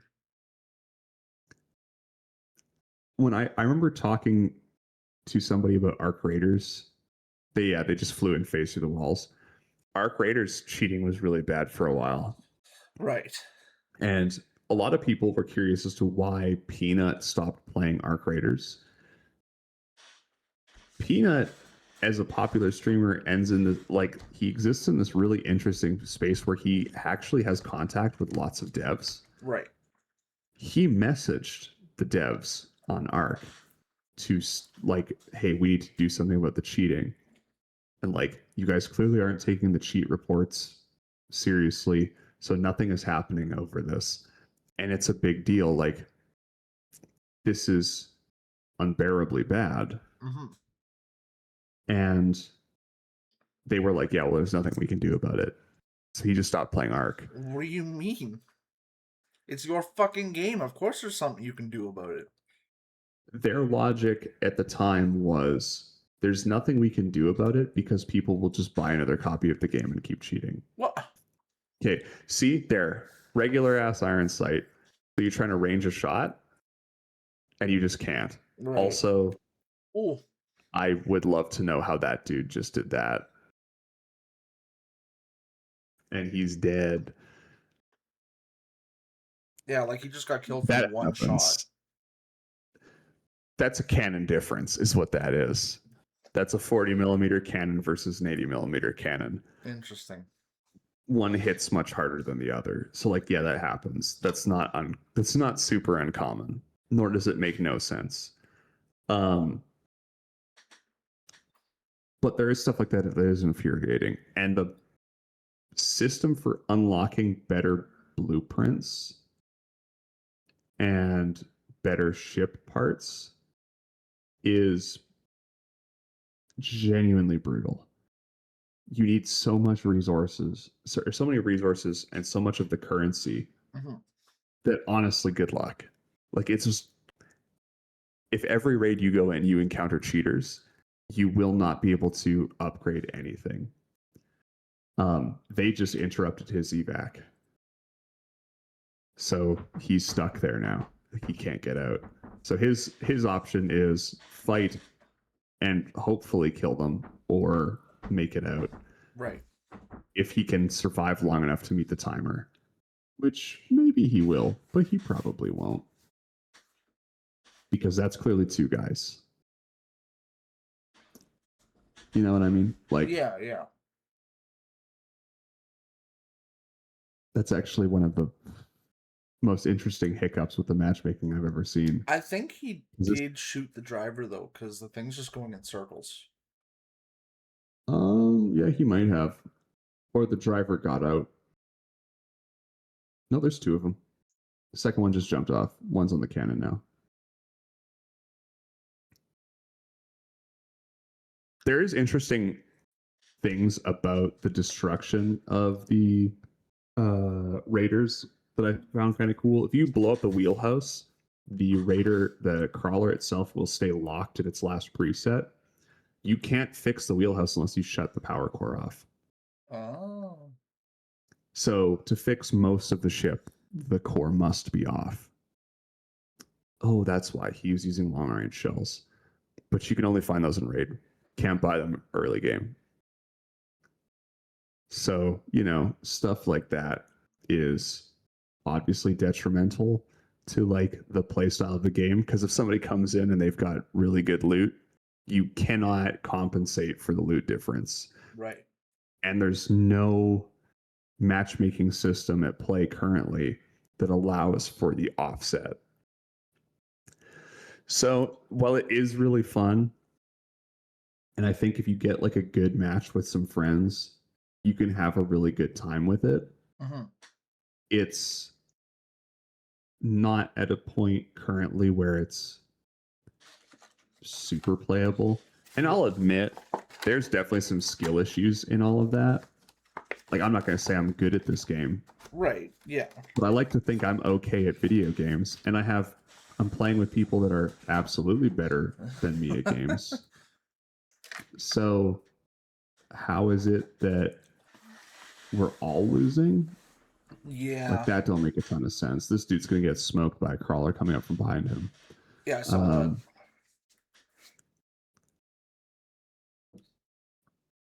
Yeah. So this is the Battle Royale mode because there's one extract left. Mm-hmm. And there's only one extract, so everybody's fighting for it. It's really just a game of who gets there first and who manages to be in it long enough to actually get out. This dude's gonna get loot differenced, I guarantee it. No med kits, brother, it's over. So yeah, it is fun and it is satisfying to play. It's just infuriating is really kind of the bottom line on it. And it doesn't need to be. So that was Sand. That was the first game I played. Okay. Something that's less infuriating was Librarian Tidy Up the Arcane Library. You want to hear something funny about that one? That one actually showed up in my recommended today on my homepage of Steam. See, right there. What the fuck off, Steam. Librarian Lust. Yeah, exactly. Nice. It's on sale for $2. You can pick that up on Steam today. I'd rather buy the Librarian game you were playing. I'm gonna turn. You're gonna what? Oh, lights. In the basement. Because it's dark as shit down here, dog. Okay. Librarian Tidy Up the Arcane Library is a phenomenal game. 10 out of 10, IGN. Highly recommend. Yes, and we all know that IGN's the top source for game reviews.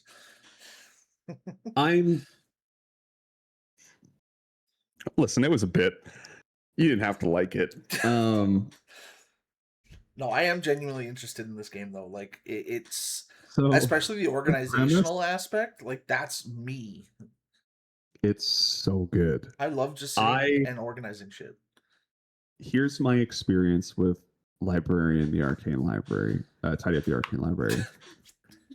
I bought it after asking if it was weird to want to purchase it, which I was greeted to Matt saying, no, absolutely not. It's like my sister-in-law was actually talking about it. He showed it to her and she was interested in it. Watching them put the books away in proper order just like tickled my ADD. Oh, you have to. Fancy. Like, No, you don't have the option. They must go back in the correct numerological order, or it does not count as the book being replaced correctly. no, I know what I'm saying. I was like watching it go back in the proper order just literally made my ADD melt into happiness. Yeah, it's fantastic. So the game spits you out in front of a pedestal with a letter on it, Right. and it doesn't spawn you facing the pedestal. It spawns you facing the library, and the library is covered in books. Yeah. Anybody that's seen anything about this game knows that the concept of this game is you must clean up this library. The game gives you a very quick tutorial set, and it goes, hey, here's 10 books, which is the limit of what you can carry. You need to go put these back on the shelf. It shows you where to find that information. It then highlights that area for you. Yeah. Which is the only time it does that. And then you go and you put them back, and it explains how you know a book's been placed in the right spot. And there you go. Have fun. If you go back and read the letter, which is completely unnecessary, you don't have to do that. The letter is from like the Grand Master of this Wizard Academy. Right. And he explains to you that the library is in a bit of a mess, and you will not be allowed to leave until it has been completely returned back to how it is supposed to be. So you're being held captive in a library, which I think is hilarious. Yeah. And you have to clean it. You cannot leave. You can see it. There's a little area where there's like a blue spell cast. Yeah, this is the letter. And the reward for finishing it is pizza. Oh, fuck, it is Welcome. too. Yeah. We're talking pizza. The best pizza you've ever had. Huge slices, best topping, beautiful cheese. It'll be fantastic. Now get to work. Get those books back on the shelves. Principal Merlin University of Celeste Hall. So anyways, I bought it, Right. downloaded it, started playing it, and then it was 11:30. I feel like a game like this would be a lot of fun if you could play it with a friend. Much time had elapsed. I agree. I think this is a really good co-op game. Is it a co-op game? No. Oh, fuck. I was locked in to finding the romance and philosophy books because the second set of books I found were philosophy. Right. And then I just kept finding more philosophy books. And so I went down this rabbit hole of continuing to I want to finish this. You gain points for your progression system based on rows completed, not books put away. That's important to note. Right. Series go on one shelf. They go in numerical order 1 to 10. Right. Some series only have 3 or 5 or 7. That's irrelevant. If you complete a row, you gain a point for it. You use that point to unlock what the game calls major magic or minor magic. Minor magic is locked in the chests. You uncover the keys by cleaning up the library. It is possible to make it through the entirety of the library without unlocking the minor magic. But every time you complete a row, you get a point. I played for 3.5-ish hours. I got off. It varies from report to report. Some people said they saw me still playing at 12:30 in the morning. Some people said they saw my Steam still going at 1 in the morning. I'm pretty confident I got off my computer at midnight. But and as I of right walked now, to bed, and you do not know because you were so enthralled. I do not know I was locked in. So catastrophically hard. Which doesn't happen very often, admittedly. No. Here's what I have to say about this game, having tried to play it a second time. You cannot play this game and maybe it's just a me thing because I have a hang up about this. You cannot open this game unless you know you have a couple hours to kill. Yeah, It it's is very much a time locked it's game. it's not a game you can hop in for 5 minutes No. because like my brain, it just won't let me. Like Well- I opened it and I knew I had like 15, 20 minutes yesterday before Matt joined the call and we started playing Sand. And so I opened it, I looked at everything that had to be done, and I went, I just don't have the time to play this right now. And I Right, you closed just it. kind of had that what ADHD people would consider like a moment of overwhelming, like holy fuck. Yeah, it's almost hopelessness. It's like I can't accomplish anything in the time I have right now. Right, so it So- makes it feel like it's not worth doing anything at all at that point. So instead, I'm not going to do anything. Is exactly what happened, and I just closed the game. If you have the time to give it, I do think it's an excellent game. How much is Some of this the game? magic that it's Oh, fuck. $7. God damn it. It's on sale. I know, but It's I don't so even, good. I don't have the money for that. I'm And fuck. the devs very clearly put a lot of effort into it. Like there's some things that are kind of glitchy, but generally speaking, it plays exceptionally well. Right. It like I had no issues with it. You can when you open the game, it asks you if you want to play it. Do you want it to run more performance oriented or more graphically oriented? Right. And do you want it to be a cozy experience or do you want it to be I think the way they phrase it is a realistic experience. And basically it just means, do you want the lights to change? It has dynamic lighting in it. It will day and night cycle. Oh. It never tells you how long you've been in there, but it will. Just like if you set the realistic setting, it will eventually become night and it gets a little harder to see. And then the lights in the library turn on. If you choose cozy, it just stays the same color. You can change it whenever you want. He said It's under pending gifts in your Oh. inventory. Go back to your inventory.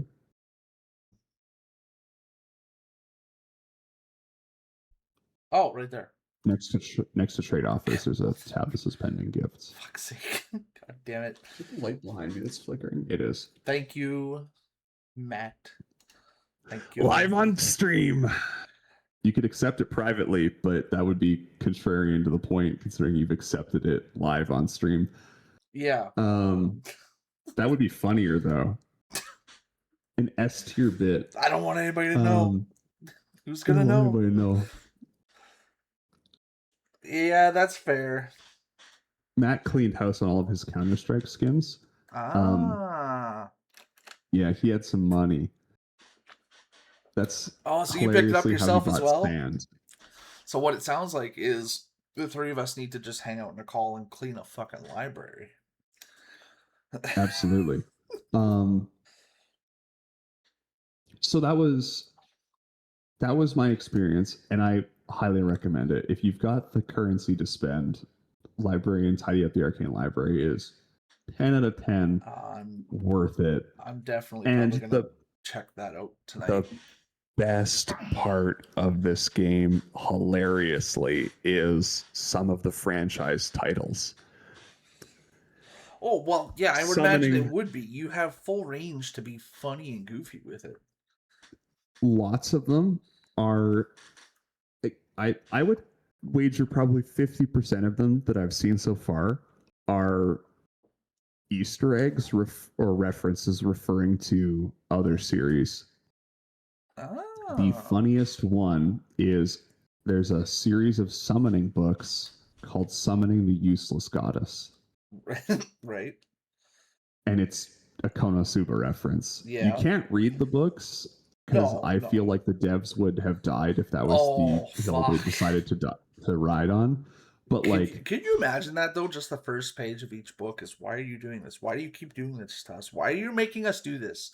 Like, yeah, there's a series of books called why do stock prices always crash when I buy them? And so like there was lots of really funny names for like these volumes of books, and every once in a while I would just bust a gut laughing at it. Um, it truly is a treasure of just like cozy gaming. Oh, this seems like it's going to be so enjoyable. The last game I played and where we will end it was Slay the Spire 2, Right. which, kind of circling back to Sand, is also in early access. I bought it last week and I now have it downloaded on my shop PC. It's made by Megacrit, who made the first Slay the Spire. Slay the Spire is like, as it says right there in the description, it's a roguelike deck building game. Every run, you start with the same base deck. As you ascend through the spire, you collect relics, you pick up new cards, you get golden potions. Right. And the idea is to make it to the final boss of the spire. The game is divided in 3 acts. If you've played the first one, nothing has changed here. Oh, okay. What has changed beyond the first one? Great question. The graphical style is significantly better. The animations on display are better. The unlock system is more enjoyable to acquire.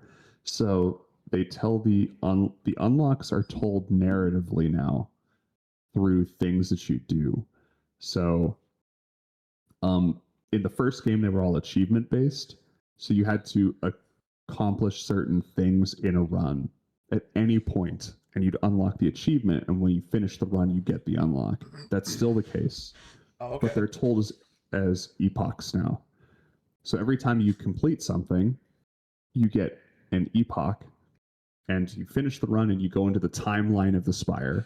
Yeah. And you unlock them, and each one of them has a drawn graphic and a story blurb about it, and Okay. who it pertains to or what it pertains to. They've also added some new characters. So there's 2 new characters in this game alongside the original 3. The original 3 were the Ironclad, the Silent, and the Defect. Okay. Ironclad is your typical warrior. The Silent is an assassin. Mhm. The Defect is a malfunctioning cyborg. Right. The new ones are the Necrobinder, which the trailer just showed. Yeah. Or is showing currently. The delay always fucks me up. And the Regent. And they have their own unique mechanics that encourage their own play style. So like the Necrobinder has a summon. Yeah. And you can build for like the Necrobinder encourages building for status effects and your summon, because your summon is a meat shield. The Regent operates on like the whole idea is it's their divine right. So you have cards that allow you to basically summon the stars, and then cards that you use the stars to play. Okay. And it's goofy as shit. And I love it all. The cards are easier to understand now. However, some of the mechanics are not explained super well. And I think that's just an issue with it being in early access. Like when you hover a card, it gives you the tooltips alongside it. Yeah. And it's like scrying lets you see the next cards in your deck. Mm-hmm. Strength increases your strength. Dexterity gives you more armor when you play a card that adds block. Vulnerable makes you take more damage. Weak makes you hit for less. You can apply those status effects. But like the game never explains what summon does. It doesn't do a great job of explaining certain specific statuses that once you use them, hell yeah, you did.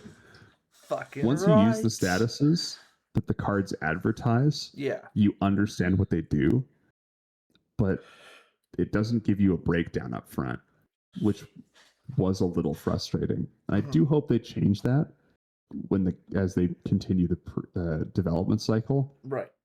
Also, lots of the epochs that you unlock in the timeline don't have like actual art. They're placeholder art, which is whatever. The art that is there is really fucking pretty. Like, it's phenomenally good. It seems like a really cool game. I am looking forward to checking out the first one since it was gifted to me last podcast. The selling feature of Slay the Spire 2 is that it has a co-op mode. You can play with your friends now. Yeah. The selling feature that I always advertise for the first one is the downfall mod. So you beat the game. I wouldn't don't mod anything until you've finished the game completely and experienced it as the devs have designed it. But once you've beat it, go into the Steam Workshop, download the downfall mod, which lets you play as the bosses. Oh. And it adds a new original character to play as well. And that makes the original one worth the price of admission, I think, because it adds enough to the game to like keep it interesting long term. Right. Because like they're just deck builder games. The amount of cards and potions and relics that you'll find eventually will not be fresh and new. Yeah. So you'll just learn how to play the game, which is the idea, and it never changes. So every run becomes the same. You're always building the same way. Yeah. Downfall helps you mitigate that. Slay the Spire 2 being in early access and having co-op, I think will mitigate that. It adds more replayability long term because now it's like, okay, now I can go play with my friends. Like, I beat the game myself. I want to play with a friend. Yeah. And you can just do that. It took me 2 runs to beat the game.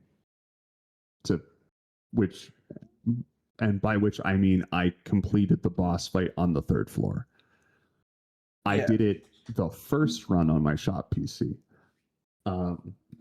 Granted, that was with the Ironclad, who's the same as he was in the first game. So I'm not, it's not like I'm super out on the gameplay loop for him. Like, I know how to build his deck and I know which relics he needs. Right. I did find it surprising I didn't beat the game the first time with the defect, though, because in the first game, the defect was my guy. And his building is super interesting. Like, I'm not going to get into the logistics of building their decks because that's something you'll just have to learn for yourself. Right. The other thing I really like about Slay the Spire 2 is all of the random encounter rooms that they've added.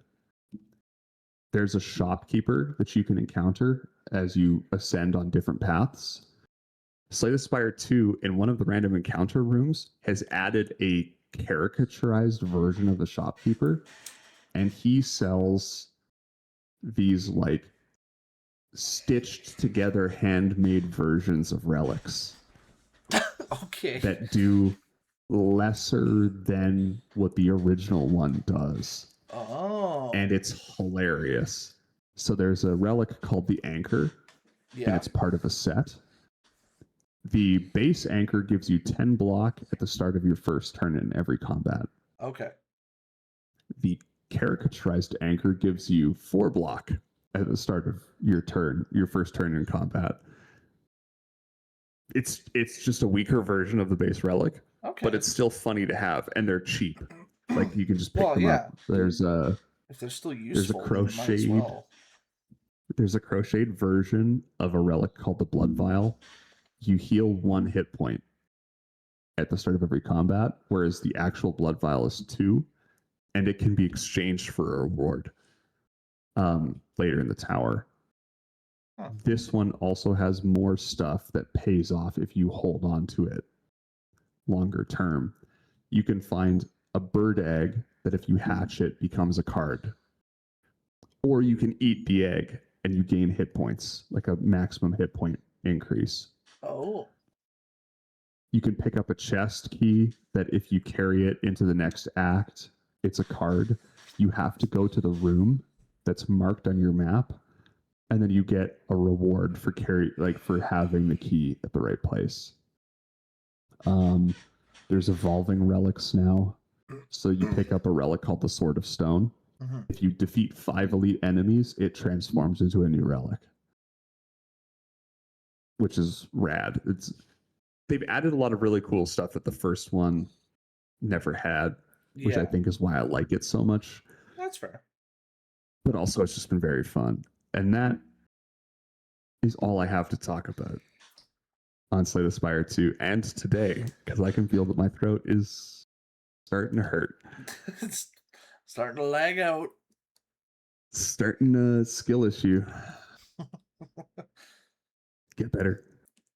Can't even do my bad Trump. Gotta get good. But yeah, that's what I got. That was Slay the Spire 2, Librarian Tidy at the Arcane Library, and Sand, Raiders of Sophie. I do recommend all of them. I would wait a little bit with Sand though. If it's like a game that you're looking at, I would buy it on sale Yeah, no, as that's it is fair. right now, which to be fair, it was just on sale, which is when I bought it. But the devs need a little bit more time to cook. They got to Yeah, crack down on their anti-cheat for it, and by which I mean they need to put an anti-cheat into it. I don't know that it has one right now, probably not. and it suffers because of that for sure. Like,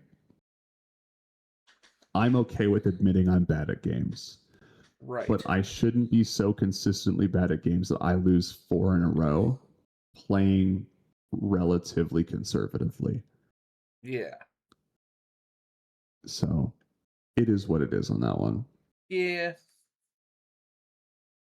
And on that terrible disappointment for me, it's time to end. I was going to talk about road trips and stuff. Time to light the lights. Everybody get ready for the Muppet Show tonight. I can't remember the words. We're doing a sequel. We're back by popular demand. So come on, everybody, strike up the band. We're doing a sequel.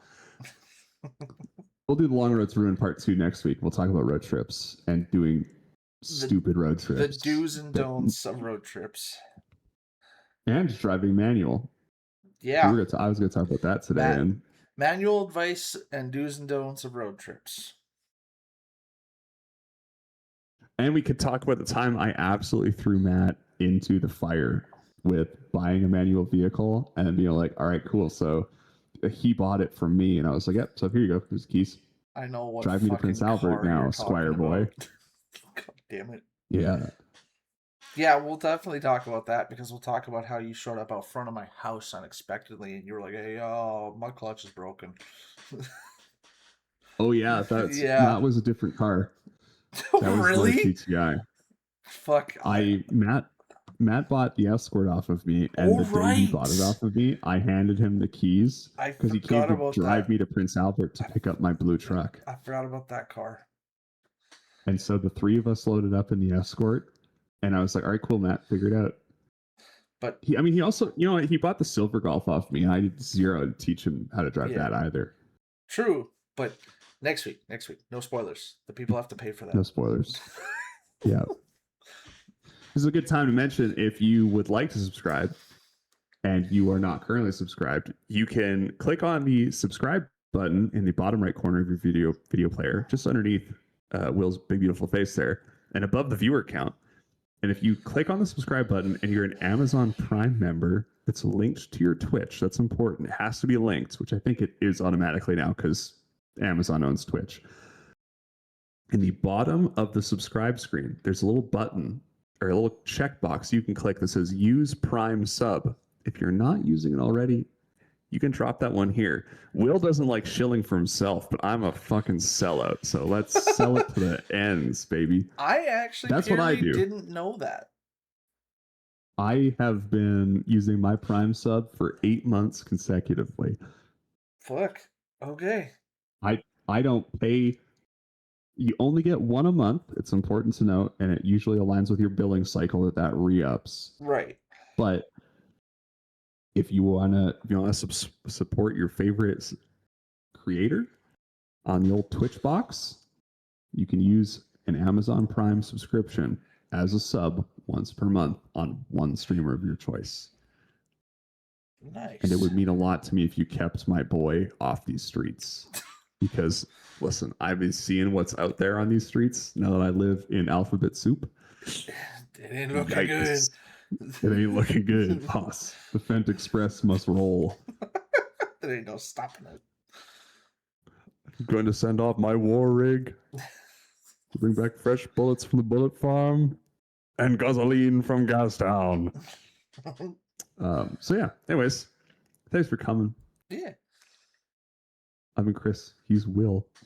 We'll catch you on the next one. The light in the background's still flickering. I'm going to have to change the bulb in that. And that's a perfect time to end it. Absolutely. Love you. Bye. All right. Love you. Bye.